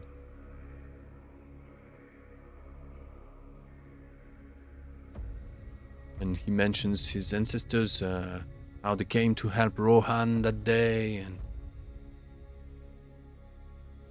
then the others in the caravan, Lamgot and Arthel, even Tharno, they are sort of like listening to him, like to, a great storyteller.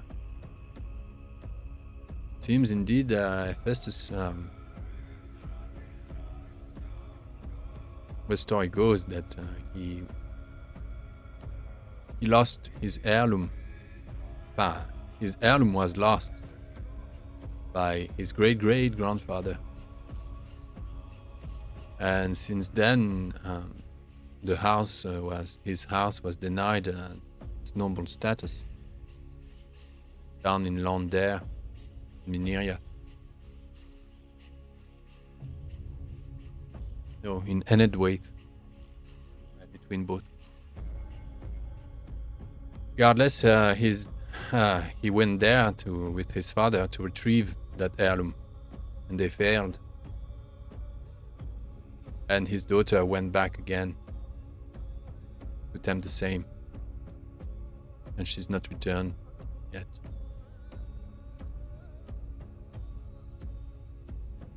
Now, long story short, Hervé recovers eventually. Another 3 days later, 3 points of fatigue again recovered.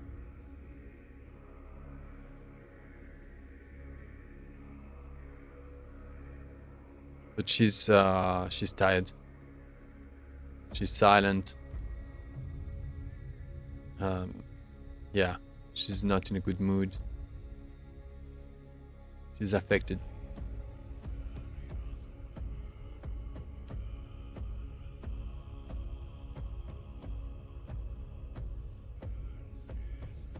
Of course, when you come back to your senses, the Lossoth are all about you, feeding you, warming you up, massaging your feet, hobbit or not.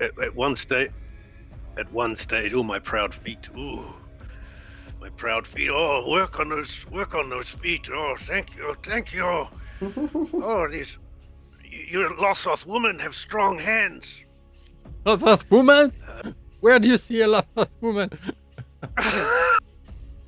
Oh, I thought They you all were a have woman. mustache. Sorry. Even the women have beards here. They're like dwarves. Yeah, you are fine-featured men, I must say. And Bungo will look up into Turinal's eyes. Be careful who you worship, Turinal. I will heed your advice, Bungo. Be careful. Your will, is cast here and there. Your spirit is full of the wind. There, Bungo. We are safe for now. Rest. We are safe, but be careful, Turinal. You do not worship the spirits of the darkness. I will never. Good. Look Well, carefully I'm into the eyes of those you trust. And he looks deeply into Bungo's eyes. And he sees glassed over. He sees darkness. He sees a darkness. Yeah. And I think that Turnal might notice this, and for like a fifth of a second gets not an impulse, but not even an inkling, but some thought that maybe the Hobbit is of the shadow. Say again, you broke at the end. Can you? No, sorry. He gets like for a fifth of a second, Turnal wavers in trust of that maybe the Hobbit is lost shadow. From the darkness, you also see a desperation.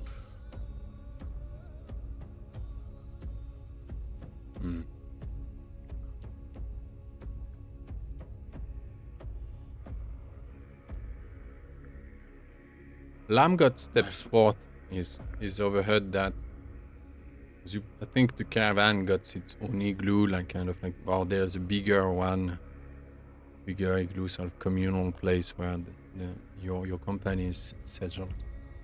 Lamgot stepped forth and I reckon he did okay. That's what I was about to do. Play their game. Play them at their game. Game the game. That was clever, Tronal. Tharno steps forth as well. Indeed. I'm sure that helped. Weakened her. She's too confident now. She thinks she can do whatever she wants of us. With us.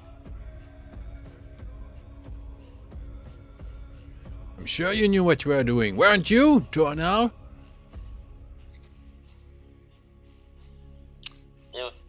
What is it that you speak? Speak Well, freely. you charmed her.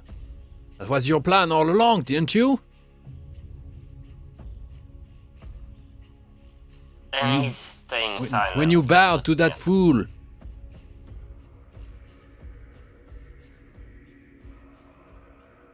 He's still staying silent. Yes. My man, that is it. Hephaestus is no fool, Lamgot. Hephaestus is no fool. Be careful what you say. And now he's a noble now.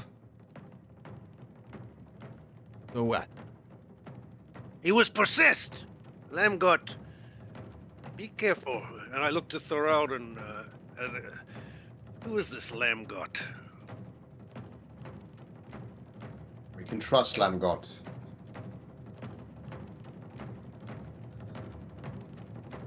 Indeed, you can trust me.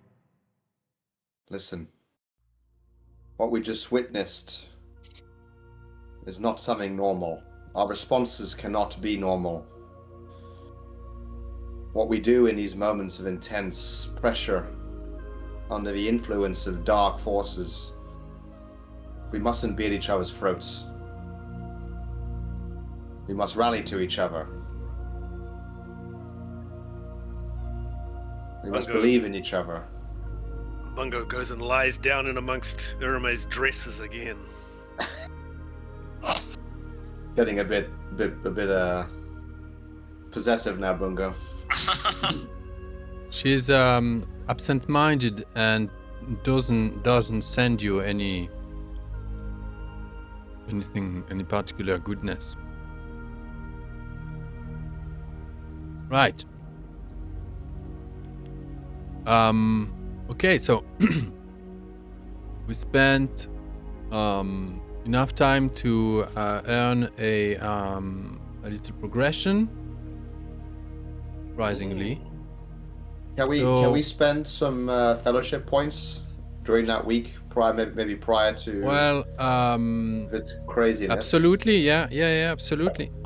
You can have that now, and when we are past the fellowship phase, that's refreshed and the session continues on. Okay. Okay. So let's not ponder too long on shopping. Be decisive and get that sorted in 10 minutes. Be nice. Indeed. Indeed, Yeah. indeed. What's fellowship points? It is a collective pool of hope points refresher. Yeah. You do have 7 to share, so that's 3 each. No, that's 2 each No, plus 1 for Two Azaghal. each. There you go, perfect. And how many experience points do we have, 80? Oh, it's down here, huh? Yeah, Yeah, at the I have- bottom of your character sheet. I have I see. 23 and 17 I see. adventure points. What can I do with my adventure points? Sorry, do we get anything for this session? No. No. Okay. Because I'm Well, 1 well. point To make it short. simple, to make it simple, let's do that. Let's do that. Up, applied now. Makes sense. It makes sense. Okay. Mm-hmm. Great. Are you ready to go then, Turna? Yeah, I'm ready to go. For adventure points, I want to take Valor from 2 to 3, which should cost 12 points. Exactly right? Valor from 2 yeah. to 3. Okay. And then I also want to do spears from 4 to 5 for 26 points. Okay. So that's 38 points spent on those two progressions. Very good. So I you have have 40 points because I was saving. So you have 12 left, yeah? No, 2 left. Okay. Because I have 40 points. Valor 2 to 3 cost me 12 points. Sure And thing. spear from 4 to 5 costs me 26 points, if I'm not mistaken. Awesome. So that's 38 points for adventure points. And skill points, I have 19 points. So I want to take something from 2 to 3. And then I'm thinking maybe scan from 2 to... Yeah, I'll probably go... wait... 2. No, I'll go with awareness. Very good. Handy. Yeah, handy. Always. And how do I change that? It's that alt and... Yeah, alt. Yeah, alt click. Yeah. So that was 2 to 3. That was another 12 points of skill points. So do you have 7 skill points left? Yeah, that's correct? Yeah. Very good. And I'll leave it.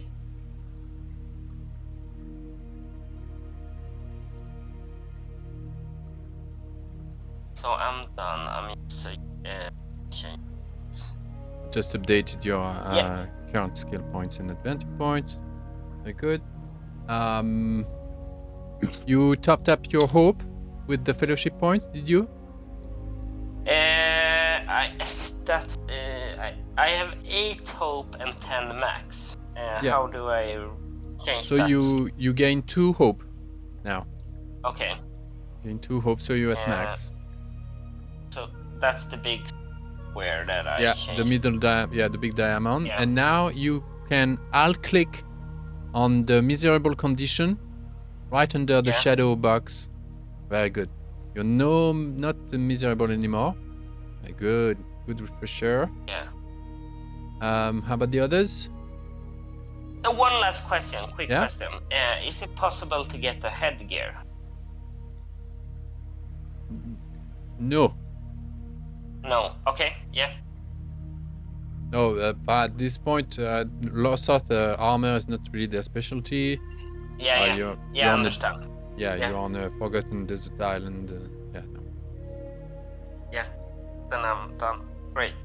Right now, impossible. Yeah. Totally fine. I'm just I'm listening in, but I'm going to have a smoke. Sweet. I'll take a minute too. And I'll be right back. yeah. I'll be Alex right and there. I can work on our skills. Yeah. I could probably use your help. I'm just looking for my rule book. Oh yeah. So to get another virtue, Oh, there it is. it's wisdom, right? Yeah. Yeah. I was quite keen to look over the virtues. Yeah. Yeah, I already have. I could get another virtue, or I could spend and get my bow to 5. Wow, that would be amazing. Yeah, Your bow is already incredible. I could get my bow to 5. I'm also thinking there's a virtue called High Destiny. Ooh. The first time you receive a wound that would normally kill you, a deadly wound, you are saved by some miraculous circumstance that leaves you wounded but alive.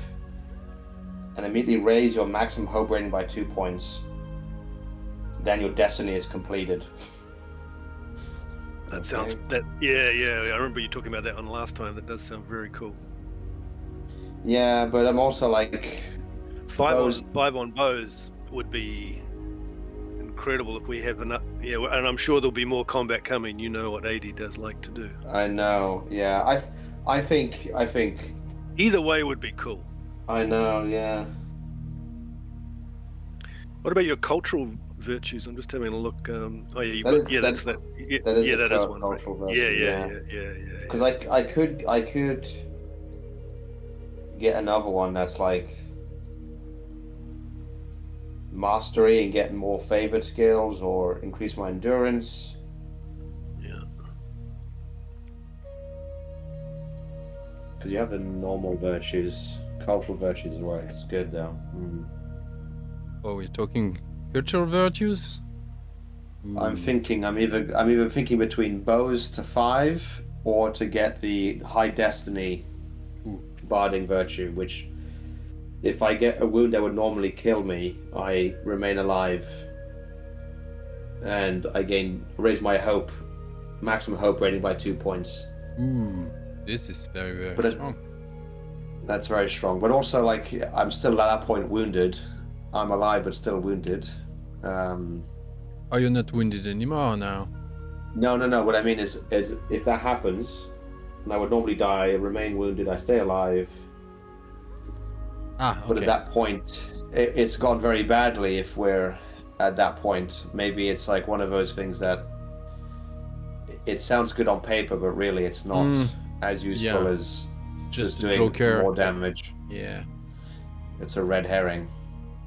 Yeah, but if you play it right, you could say that you wimp, you pretend to be dead, you crawl to the side, you attack them by surprise, you reposition. No. Sure, but I understand. You count as a man and a half, kind of. Yeah, A hero and a half. exactly. There's also a dwarf friend. Which Although might be useful. I don't think that's going to come in very useful. No. And then there's a language of birds. Wow. Yeah, that's very cool. I can communicate with birds. That's actually that's a whole different direction. That's very cool. That could pay off in a lot of ways in the yeah. But we did choose the fortress, not the forest. That's going to piss me off a lot, I think. There's a bit of a hint. Additionally, when you are outside, once during each combat, council, or journey, you can choose to become inspired on any one roll. That's pretty good. Inspired. What does inspired do? It's boost your hope bonus to 2 dice instead of 1. Oh, here we go. Yeah. When you spend 1 hope, you gain 2 dice instead of 1 while inspired. Yeah, inspired.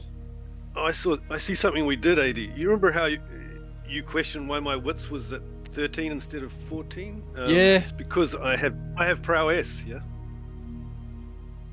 Yeah, I counted that, but prowess is only 1 TN difference, and you had a 2 TN difference.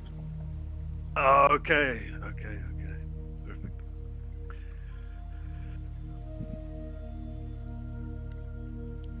Right, are you going? You go. Okay. If you know. All right. I think I will go virtue. So I'll raise my wisdom by 1. Right. And how much does that cost me? 12 points or something? Is it? It depends No. from what to what. Yeah. 3 to 4. That's gonna That's cost a lot. 26, I believe. Oh, I haven't got enough. I don't think. From No, I 3 to don't. 4 is 20 points. 20 points, sorry. Okay. Can I use a mix of adventure and skill on that? No. No, only adventure points. Okay. Okay, so I won't do that then. 2 points away. I could. Yeah. Could I get some credit from the bank on the next session? An advance on. Yeah. Let me tell you what. Yes. You will? Okay, perfect. Yes. I'll yes. go -2 on. Was it adventure points? Yeah. But the thing is, you get no. I give you +2 skill, +2 adventure points now, instead of getting okay. +3 and +3 next time. Okay, perfect. Oh wow. Okay. Sounds good. So I'll go for that, and I will go for mastery in 2 skills. I'm gonna go for athletics. What is it? Control Alt, is it? Yeah. And mastery in persuade. Yeah. Okay. Oh my God, those characters coming And super. yeah, we're getting there, eh? We're getting there. Yeah, it's very cool. It's very cool. And then so that's all my adventure. Now skill points. Now this is just for weapons, right? Efficiency. Skill points. No, sorry. No, skill points is for the actual skills. So to raise something from 3 to 4 is how much? Sorry, 80? 20. Yeah. 20. Yes. Okay. And from 4 to 5 is 26. I can't do either of those things. So I can raise something. I will raise my. Let me see. To raise something from 2 to 3 is 12 points. 12 points. Okay. I will go for song or courtesy. What do you think, Alex? What are you at? Let me have a look at you. 2 on both of them are favored, so they're definitely useful for me. I would 3 say courtesy. If I'm honest, I would say courtesy. with the Lossoth and things. Yeah. Yeah, Okay. I would go courtesy. Nice. Yeah, I think I'll. We I'll didn't agree do with the, you, the and that council will- with the Lossoth because they are basically bought already. Like they are all in on that legend. Yeah. So there may not be more council involved in that. With the Lossoth, but it depends on your demands. But other things, I may have to do. You know that I like my councils, and exactly. yeah. So yeah, no, either would be cool. I like song as well. I do love song. They both serve You know what? equally during. Yeah. You can play both of them in councils and stuff. And courtesy or song. You know what? I'm actually going to backtrack slightly, and I'm gonna. Oopsie daisy! How do you delete one? You alt click on it again, I think. Or shift. Control alt click. Yeah. Oh, Control Shift alt click. Shift alt click. Oh, there you go. Yeah, so I'll bring that back down to 2, and I'm gonna put it on song. Right. Okay. Yeah. Just like that. I'm just like that a bit because yeah, he's been singing to himself quite a bit lately. Plus your writing, your journal keeping. Mm-hmm. You know, the way So the way that they takes write. me down 12. So I have 4 points left. How much is one skill point? 4. Oh, perfect. Well, in that case, I will go for let me see. Yeah, I'll Battle. just chuck one on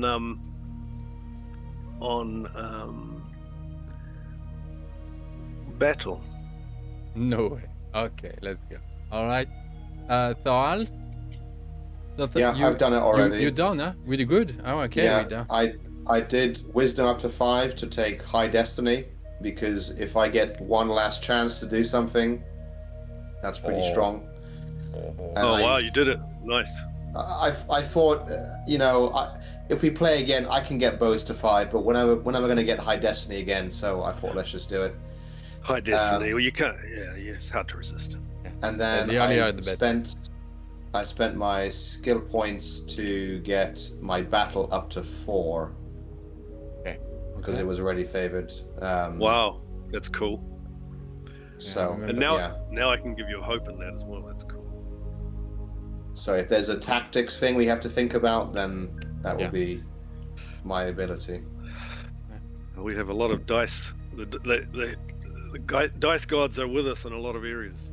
Mm-hmm. In some very few areas, and then in other areas they're completely missing. Yeah, exactly. In quite a few areas they're missing, but in some very specific areas they're very... Urme fills a few gaps for us as well. Yes, Lore's covered thanks to her. Azaghal is going to make a comeback in full force. He has 50 adventure points to spend and 32 skill points. Shit. Wow. He's going to go big on something. I don't know what. I think he's going to go axe number 5. Yeah. Axe is 6. Well, yeah. Well, he can. Yeah, he could. Yeah, he's probably got to axes. No, he's 5, 6 points away from that.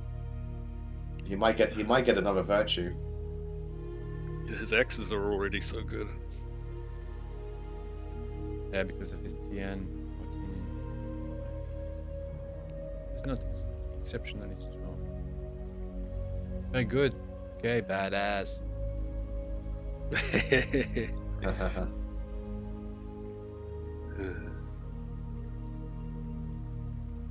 I can add another mastery, right? All right, you have Jagat and 2 Lossoth with you. Irime, Murky skirting nearby, but too far. Who else comes with you? Do you want Irime to come? I think we need her. Of course, she's part of our fellowship, I think. Bungo would be loath to leave her. Mm-hmm. Would be crazy. Yeah, sure thing. And of the others?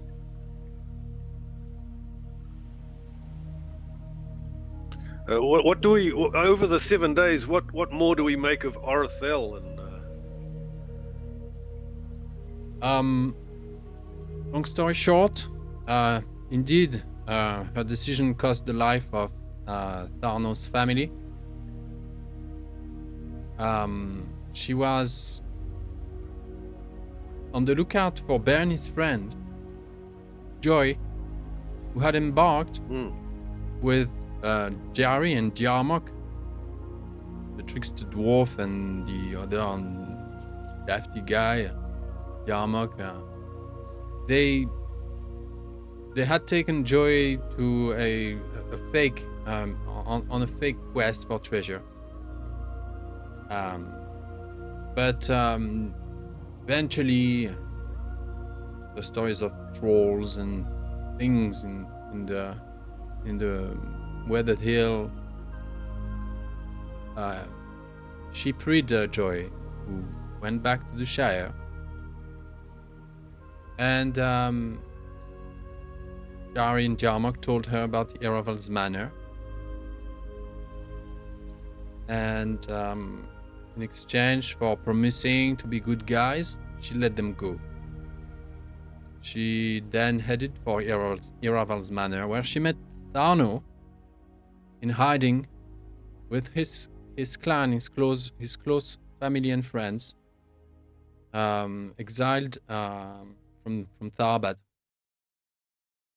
as people started to leave the city clandestinely.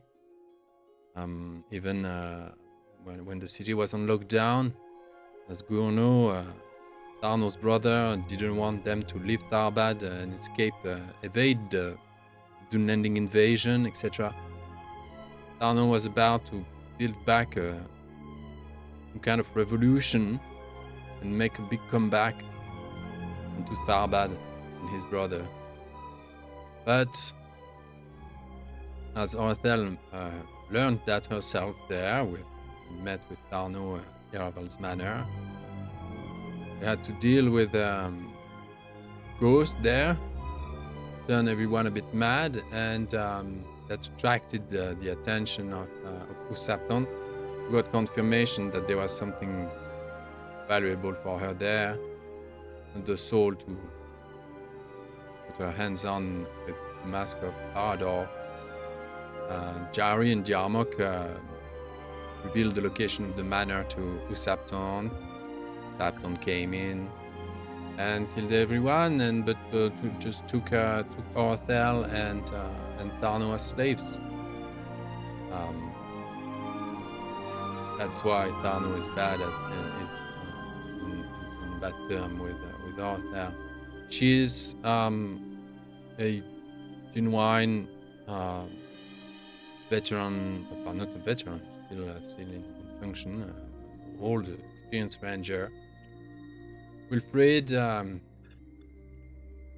he was stolen a horse and arrived in Eriador to find the thief, the horse thief, and he did indeed, but ended up at the wrong time and the wrong place, and was captured by Usapton when he took an interest into the Company of the Wayne, and their seer there was being compromised. The spy of Saruman was turned under Usapton's command. At one point, Bungo will speak with his close fellowship, Irame, Thoral, Azagao, and Turanau, and say, and lean in close to them, making sure that no one is overhearing us. Just a private time, and he, my friends, I have a plan. We have chosen to go around the island and up through the fortress. I would propose that these others that are with us, some of them are dauntless, no doubt, and brave, and they have many reasons to hate Usepton, this sorceress. What do you think if a separate company was made and some Lossoth went with them? I will tell them to guide them through the forest to the cliff face. There they will distract maybe Usepton and distract others from what we are doing. We can go more our own way through the fortress. What do you think? I don't think such an act is necessary, nor do I think would it be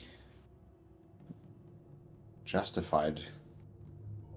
Saffron has a way of targeting us, and these Lossoth, they have no need to be embroiled in our quest, in our destiny, in our troubles. These Lossoth are of great value to us, Thorald. They're Bungo, strong people, and roll wisdom, please. oh, I just increased that. Failure. All of us. No, just Bungo. Needs to roll it. Oh, Great success. Just. All good. yeah, Oh no, you're fine. yeah. I saw a lot of ones from her. That was Irime's eyes on you. Piercing elven eyes. She saw you with one of her blankets and was like, "Wait, how did he get that?" No, I don't think it would be justified. These Lossoth, there's no need to embroil them in our quest and its consequences. These Lossoth are of great value. They are already part of our they're all part of this thing, Thorald, and if they can draw off some evil, then so be it. You would send them to the woods that they fear so much? They will do what is needed to be done. Indeed they will. You hear the voice from inside your head, Bungo. Goldrong. You speak truth, friend. Quiet. I'm speaking to my friends. Bungo, is this really needed?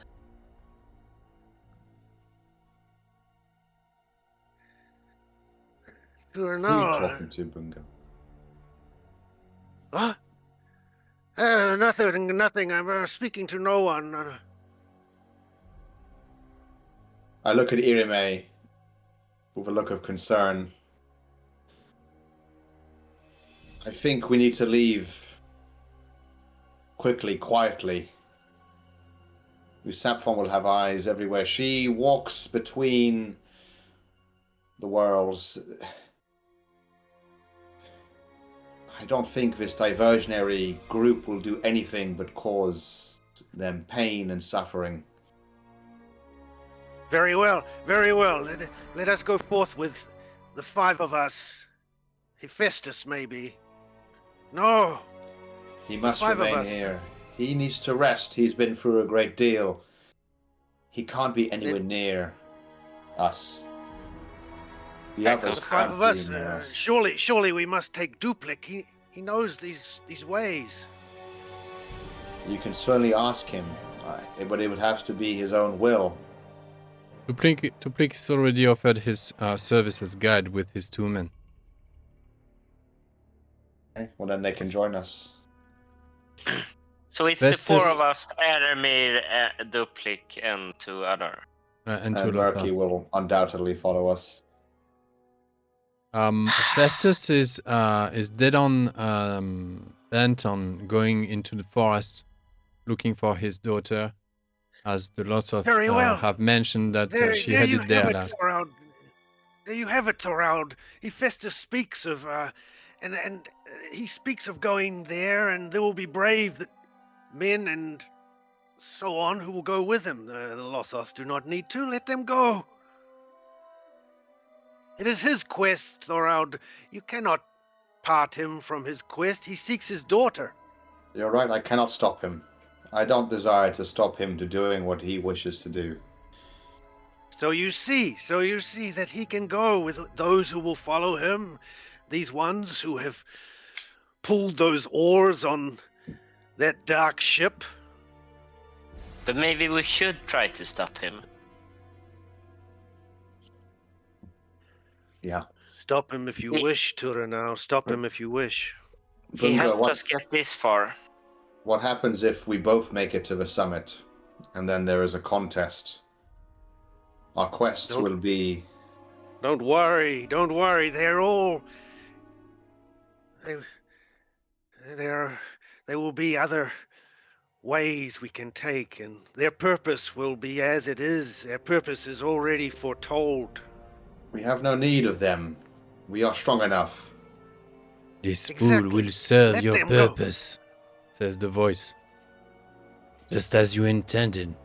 Let it go Let to them the go woods. to the forest. Let them go to the forest. They will be fine.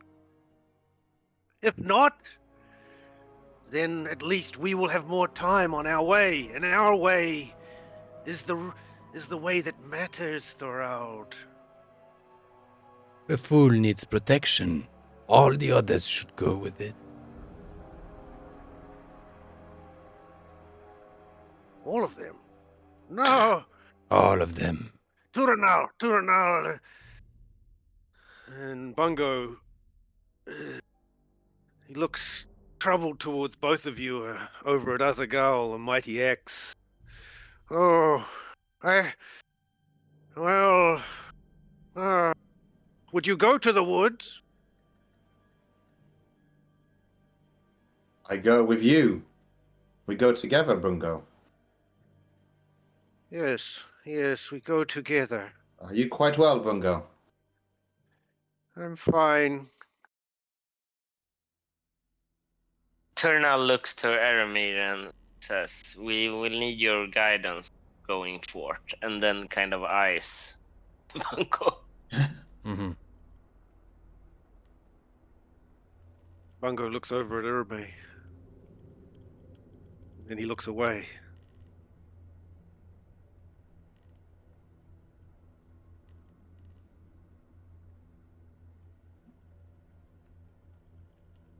And then I want to go over to Fastos as well.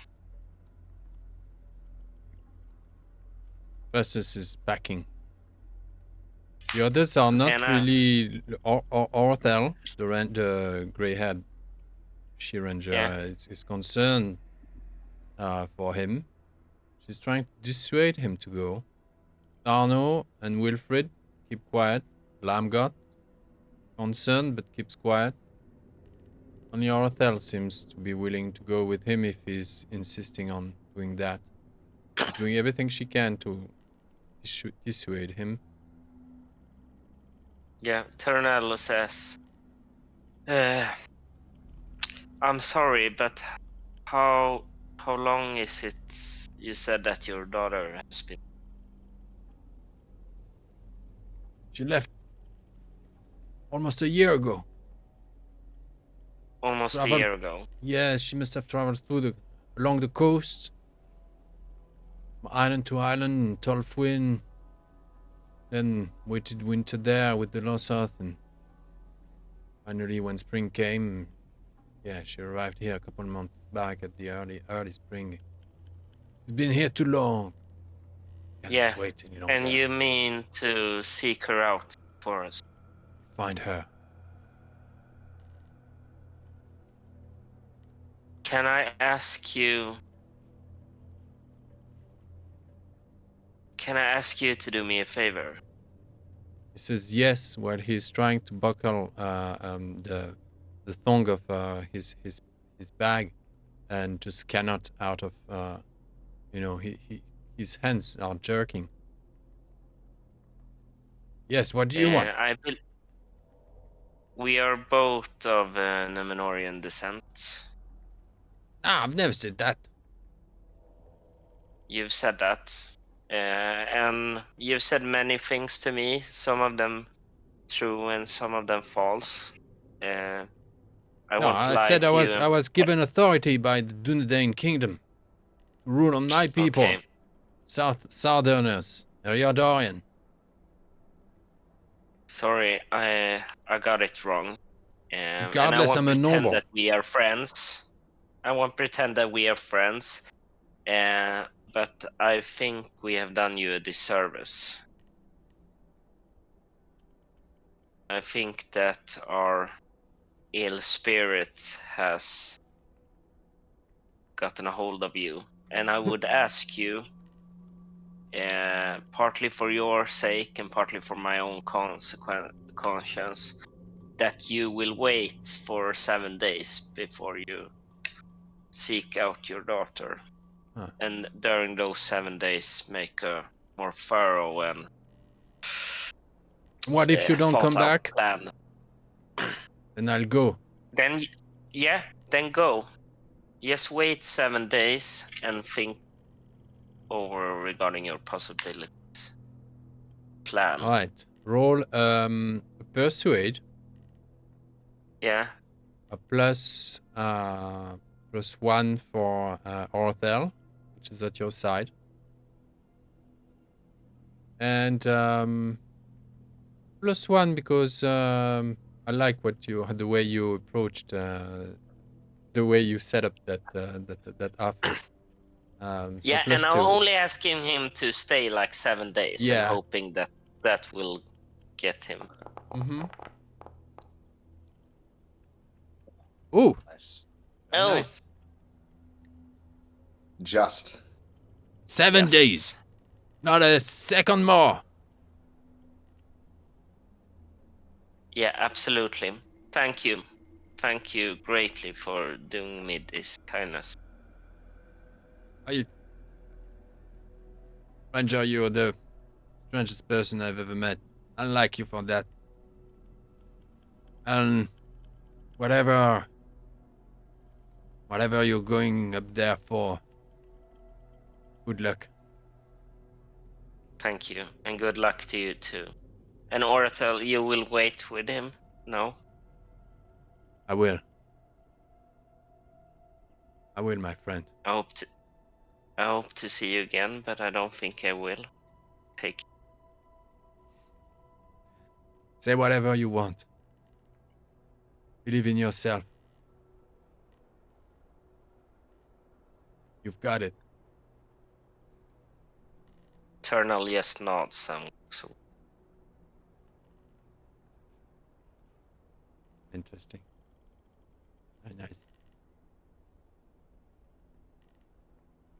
It takes what, half a day.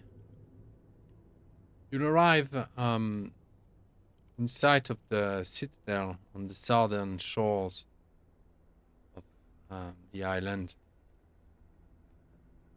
You've skirted round the mountain, touched the thickest of the forest.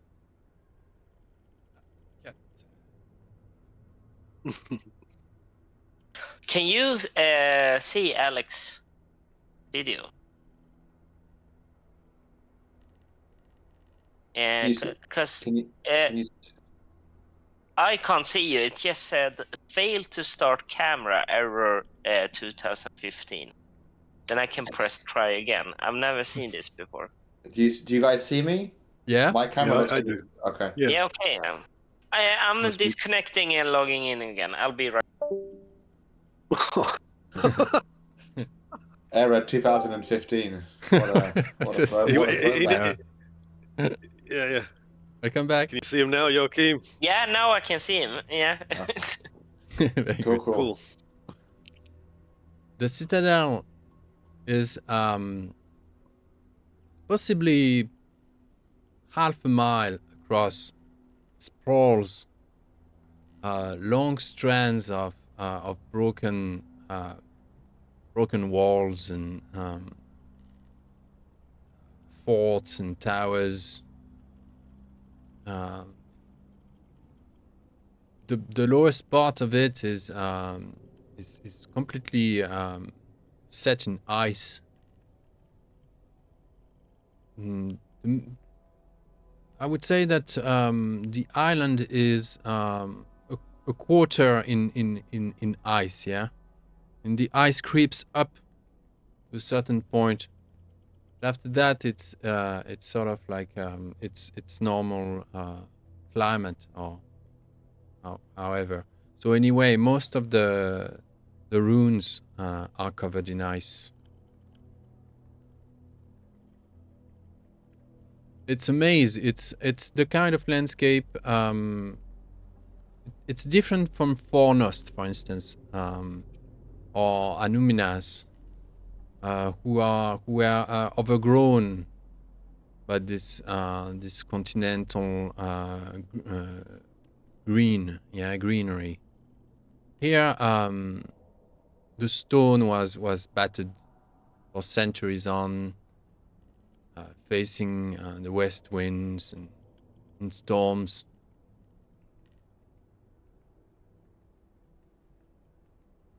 The din is still on. This single hammer is still hammering. Though it stops intermittently, it always comes back. Now you had great walls on the outer walls, good 20-meter high. They're not rubble now, but they're cracked in places, broken,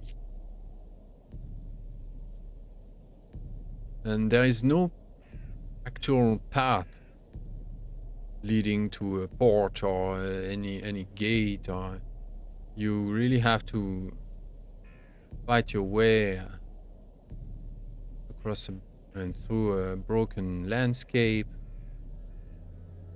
This island isn't made for the living since long.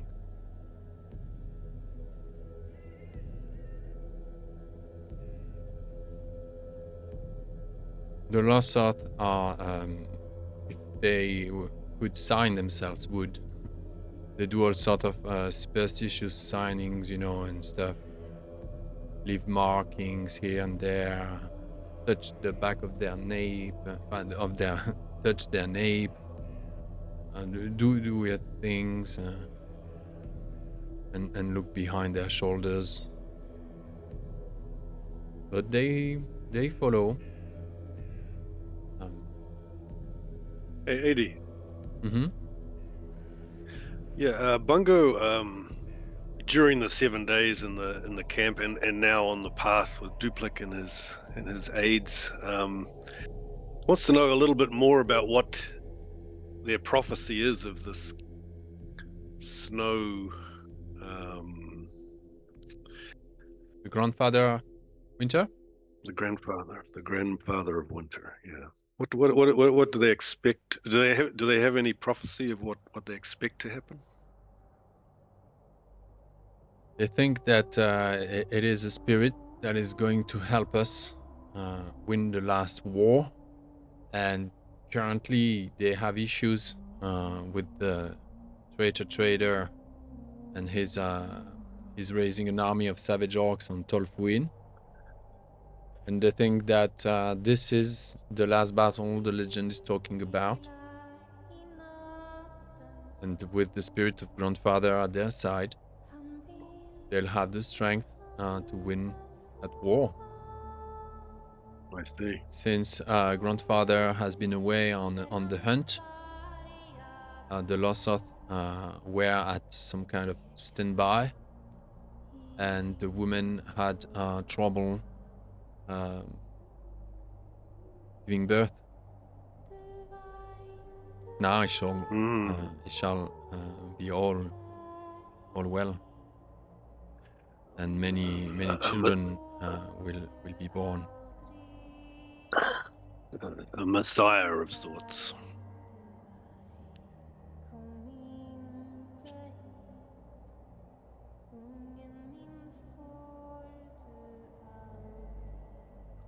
Well, we look upon this fortress. They look to Tharaud and Thurnal and Uramay and Azagal, and I guess we pause for a moment. We've done a long day's walk, haven't we? And do we camp by the fortress before we approach it, or shall we approach it at night, or? You arrived there late afternoon. Late afternoon. And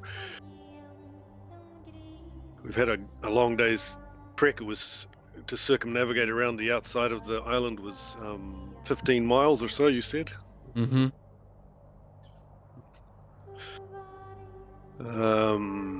I think we could camp for the night and just take a moment to watch what goes on, huh? Do you think, or are we best to approach straight away? I think we should not be going up at night. The morning then? Yes, because we're going to be going through ruins and then a path uphill. It'll be dangerous. But is it dangerous to camp beside it? I have no idea. Late afternoon. Yeah, Turinal. Maybe we can go now. Huh? What do you think? Could we stealth camp somehow? Well, we could go into the ruins and camp in the ruins. Maybe that's safer. No, but we have the ringing of we hear the smith. But he's at the top, isn't he? Yes, but in amongst those ruins, camping in there, I would vote. I think for Turinal, perhaps a stealthy camp, like a hidden camp, no fire, just to watch what goes on for a night close to the fortress. It'll be cold. Nearby, keeping a fire watch without keeping a fire. So taking. It will be cold. It'll be cold. Yes. It will be cold. It will be cold, but we are used to the cold now, Thorald. Some more than others, it seems. Or more accepting of it. I bow to Turinal's expertise on these matters. After talking with the Lossoths, I feel quite confident that we can make a small BV igloo. Mhm. Just to Igloo, keep. very good, very good. That's- A nice that's a good cave, idea. a nice cave. Excellent.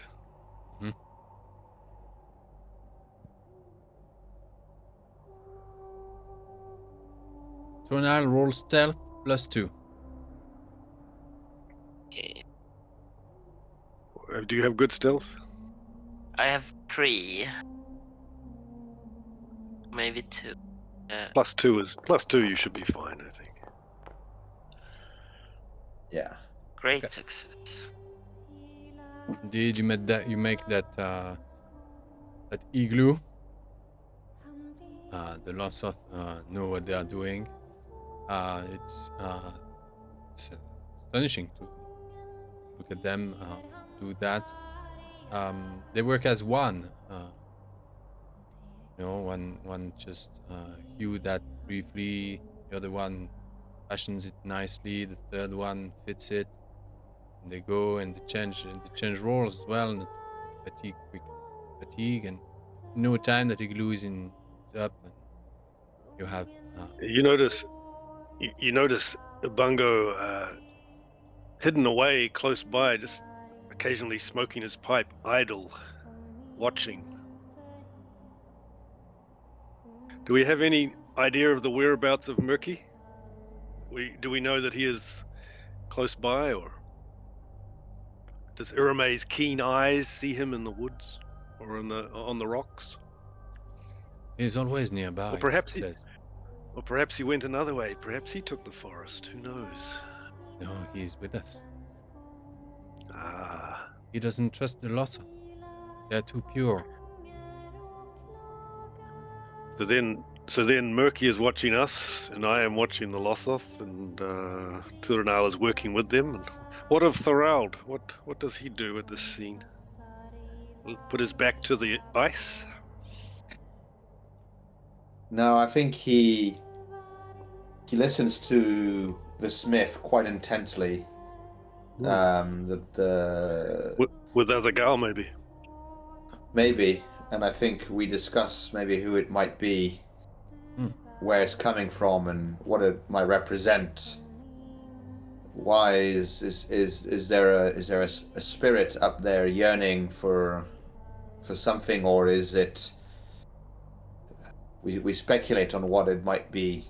Yeah, and roll a craft for Azagar. Roll a craft +1. Azagar. Okay. Long story short, he doesn't think that whoever is there at work Nice. is working a weapon. It's not the rhythm you have when you've got to manipulate metal and fire and below there and stuff. There are loads of stages to making every weapon, and this sound more like a batch manufacturing of he doesn't know what, but something cruder work.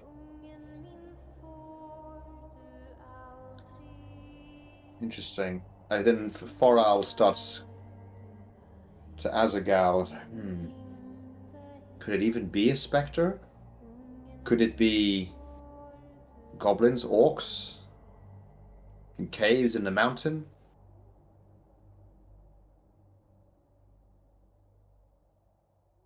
But there is orcs, my axe will find them.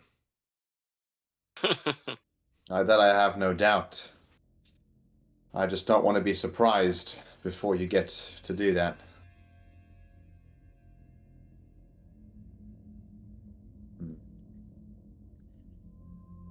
Yes, Even my as instincts. oh no, carry on. So my instinct would have told me he would have been forging a sword, or there was something there, but I guess it's not quite so simple. There's Maybe something someone else is at play. fixing the place. Goes as a gun. For us? They're waiting for us, inviting us in? It would be nice if when we got up there was a nice little home and a warm fire and friendly face, but I don't suspect that will be the case. Surely no one is indefatigable as that, as a dwarf or an undead indeed. Well, whatever it is, we'll find out in due course.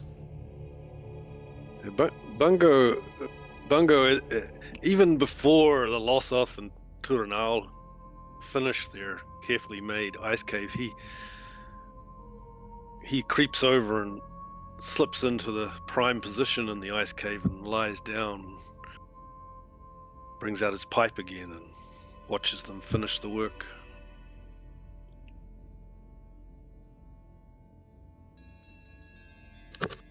Yeah, the igloo is Turnal ready. just says, "Rest now, dear friend." You work well. You work well. Well done, well done. Sleep well, messenger. Hope you find. Yeah. I must sleep. I must sleep. And Bungo wraps his arms around the misty, frozen package and lies against the wall of the ice cave, occasionally looking back over his shoulder and then sleeping fitfully. Not even concerned about setting a watch or anything. He just expects it all to be done.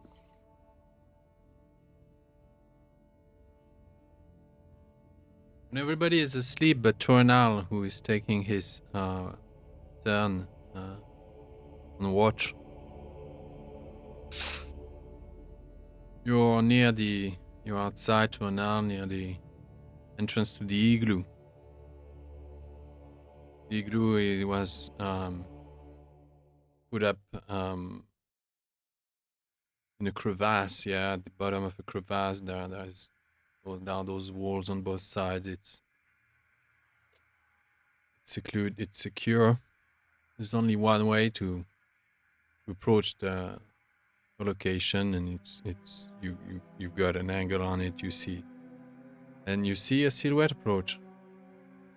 You see a white, slithering silhouette approach. Murky.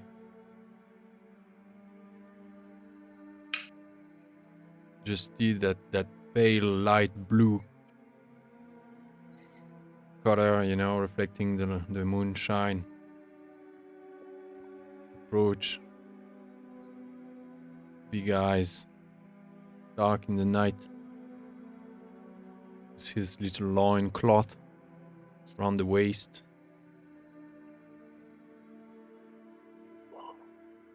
I've not noticed before, but it has a dagger. Slid the back of his cloth. He approaches Torna. And does he stop in front of me or acknowledges me or? Is master asleep? Who's your Murky master? Want say hello. Murky want just make sure everything okay. Can Murky go in? Let Murky in, Murky friend. Everyone is asleep. Murky don't want to make no trouble, no sound. Everything be fine. Murky just You want to... just want to be friends. Yeah. Just want to Yeah, make sure but- master is fine. Have you ever had a friend? Murky had a few friends. Yeah. Magpies mainly. You don't make You don't make friends while sneaking up on them in the middle of the night. No sneaking up, no. Murky, good boy. He remained told Why Murky. weren't you traveling with us? Why weren't you traveling with us previously? Murky was trapped by sorceress. Sapton, Yeah, dark tongue. yeah. I remember, but that was some time ago. Why have you been sneaking around following us if you want to be friends with us? Murky afraid of savages. Savages no understand people like me. You're intelligent, clever, cunning, shrewd. Who are these savages that you speak of? Those Lossoth. Yeah, they're sleeping right now in the cave. Their gods are a lie. Aren't all gods? They're no old gods, they're made up gods. No true. They live a fantasy. Murky knows. Yeah, you're welcome. Yeah, enough of this. You're welcome to continue this conversation in the morning. Please, Master, let me in. Just to have a No. look at it. I just want to look at it. Make sure Master is No, okay. no. I don't know what to make of you, You no friend but I with don't Murky. trust you.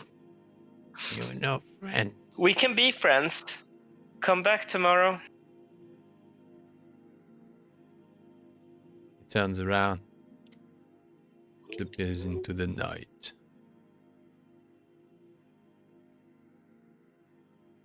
I hate Murky.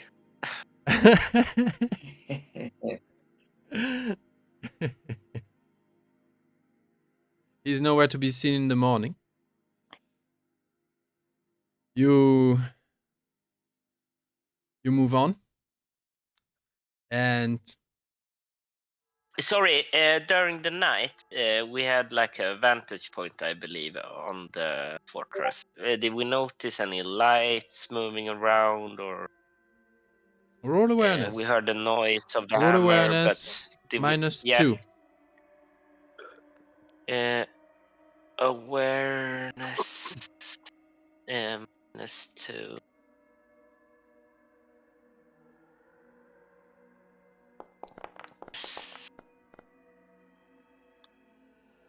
You didn't notice anything. Oh no. Everything is clear.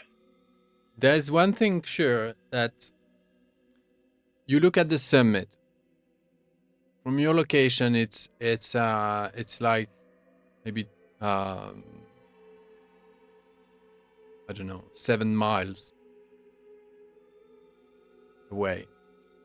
Like, because there's a long slope that goes from the fortress, from the citadel, and you could see the faint trace of a trail winding its way up along an edge, and on the back of those hills after hills, and you see again that faint.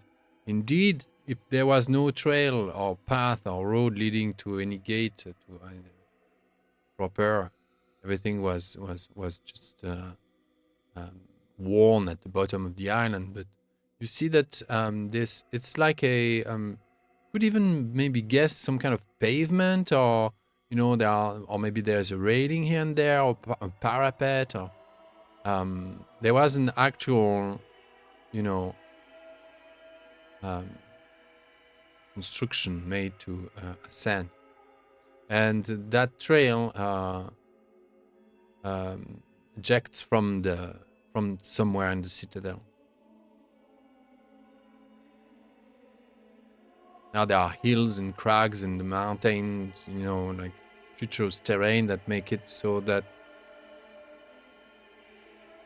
there is possibly no better access point than indeed going through the citadel and finding that gate that leads to that trail, that path.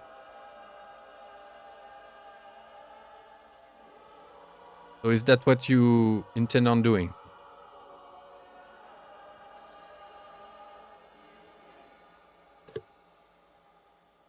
Head on through the citadel towards the trail.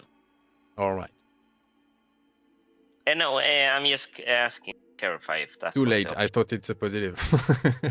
option. There's a trap. Everyone okay with that?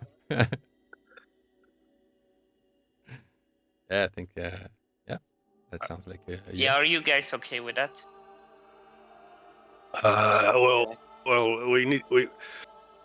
you've seen something in the night, as far as I can see, and then are we waiting for the morning? It's morning. It's morning. So, Yeah. You guys are. Yeah, you guys are on the move again. You tell us that Murky came in the night, and he You wanted didn't to come mention in. that. Yeah, I mentioned it during the Alright. morning. Just Okay. like casual debriefing. The only really thing that happened during the night.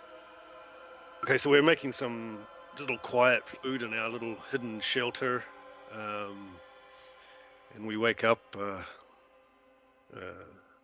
You tell us of the goings on at night, and now the morning. So, are we going to go up? Yeah. What do you think, Thorald? Take the path into the fortress. That's where we want to go. That's our path.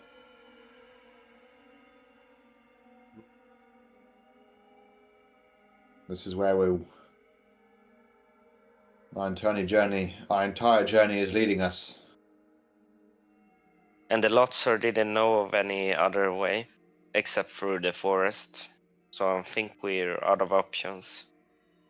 Could we No. could we just consult with Urme one last time about if she has, like, in her thousands of years of knowledge and this hammering? Does she have any opinion about it?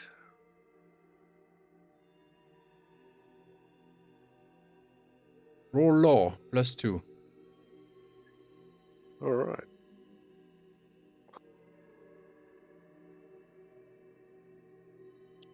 Lore +2. And I think I will +2. You know what? I'm gonna burn a hope too. Come on.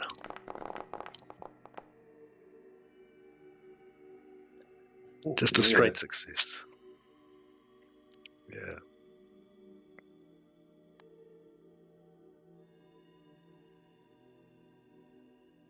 There are rumors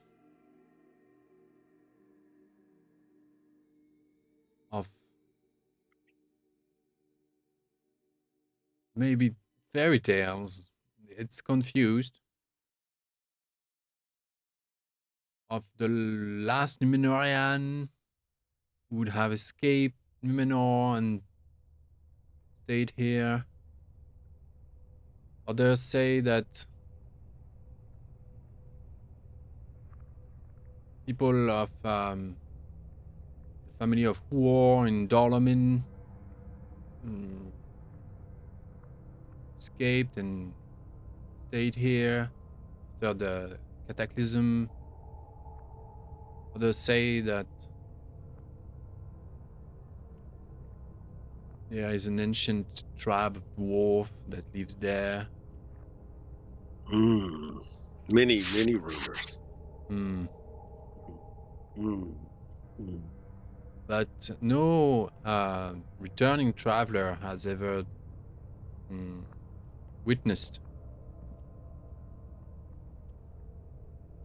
any living in there for centuries. So I think I think as we have these cloaks, we have these stealthy cloaks, and I think we make as stealthy an approach as possible, and on our little journey up the hill, as quietly and as quickly as Azagal can go. In his full plate. Between fallen rocks and hewn stones. You see worn faces of ancient warriors and kings toppled down. Pass through ancient courtyards.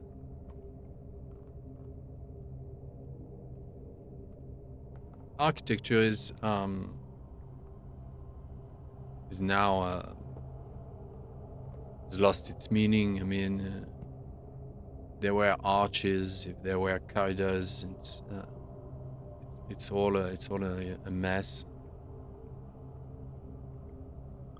But you pass the outer walls, series of courtyards and the broken structures. Finally enter what seems to be like the core of it. And it's dark. And you lit your what do you call it? Light torches? Yeah? We do. One torch, I think. Yeah. You light one torch and penetrate the nodes of Citadel. You follow your instinct. Azaghal is ahead. He has made some kind of mind map and has that sense of directions while underground. And you trust his judgment. And he leads the company through a maze-like series of corridors and senseless turns and stairs and all of that.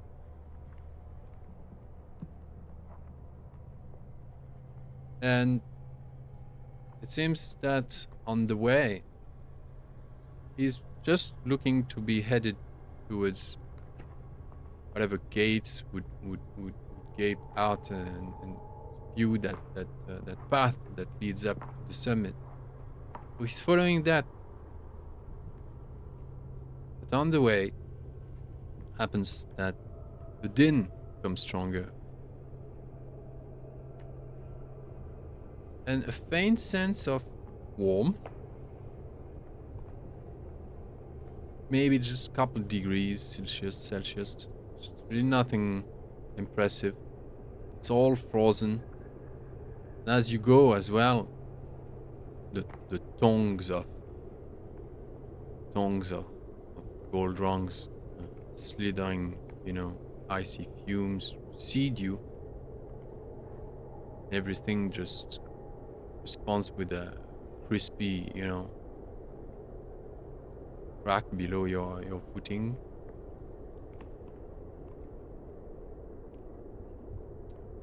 You arrive in a large chamber.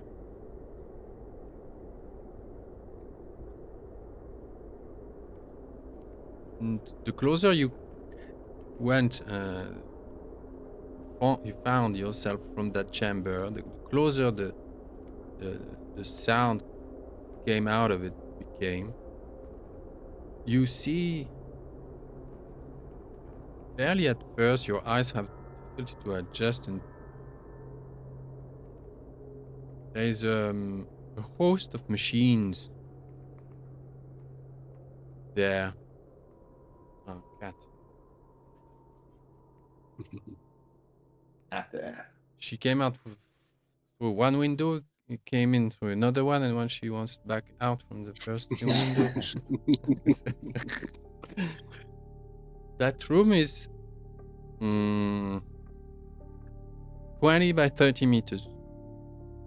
You go through its rows of frames, wooden frames, with grids and inside those frames, and they are the beds for worms, big thumb thick worms.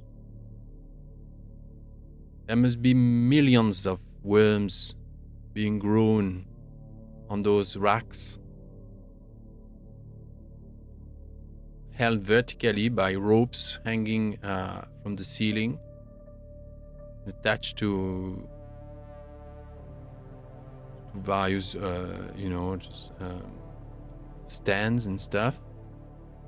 And it's like in a supermarket, you have alleys and alleys of this going. To feed something. There are machines in the back of the room, wooden, with wooden cogs and fulcrum turning slowly and collecting threads of silk from those worms. Ah. Interesting. Then there is some kind of a chimney, or there's a hole in the ceiling towards the middle of the room, and pipes that go out of it down into the room that spew warm air. As you go in with the egg, you see this wafting hot air rivaling your ice mist. And as you enter further, you see that the mist is clinging on the silkworm racks and begins to freeze everything you leave behind in your wake. Those worms freeze on the spot as you advance through that hall. Right, we'll end up the session today here. Very nice, very nice. Maybe I wasn't so off on the goblins or orcs in the mountain. But silkworms, you have to have a tender touch to keep silkworms happy, I think. Who knows? It's a special kind of goblin with a tender touch. Oh, tender touching goblin? Okay. Yeah. Watch out, Lady Irene. I think Bungo is going to find a new patron. Hey, throughout you sounded like you, I don't know, tender goblins? No. How are Bungo feeling right now? Does he want to go forward or? Well, I don't know. Joachim, do you want to have a good sleep after the session or not? Right? Because you're doing a great portrayal of like him feeling kind of like ill or like disarrayed or disorganized. So maybe I don't want to know if he wants to move forward or not. No, you don't. No, you don't. You don't want to know. You don't want to know. To know something. You don't want to read the last chapter of the book. Yeah. But well, I'm liking. We're all our characters are kind of there's still room for high destiny. For high destiny, you know. Yeah. There's only room for one person of high destiny in this game. That's right. It can be only one. The remake of Highlander.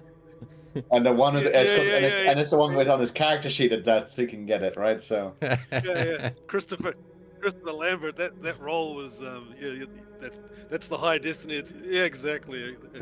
But a great session, AD. Thank you, big epic one, man. Lots of you really had a lot of nice scenes worked out. It was beautiful. Yes, thank you. You played really, well, really cool. all of you. Thank you very much. Yeah, Very, applause as well to Joachim. I think your character is we're beginning to trust Turanal in his ways, you know. Like we know that he's in character. Yeah, like we begin to get your trajectory. I like it. Well played. Yeah. Come back Yeah, tomorrow. and everyone Come back has tomorrow, room. Murky. Yeah. Yeah, I don't trust Oh, this. but I I fucking don't hate like Murky. Murky, and I can't see a reason for anyone to like trust it. I love how you hate him. Yeah. I love It's it. cool. Everyone has room to play a different character, but we're still telling the same story. Very good. I'm I'm blessed. That's roleplay, huh? I feel Super blessed. cool. Cool roleplay. Awesome. Well, we guys, we see each other in 3 weeks on the 4th of June. 3 weeks. Yes. Yeah. 3 weeks. You're 3 you're weeks. visiting family, right? Or family visiting Yeah, you? I'm going to my father and Yeah. grandmother and sister and brother in Les Vosges in northeast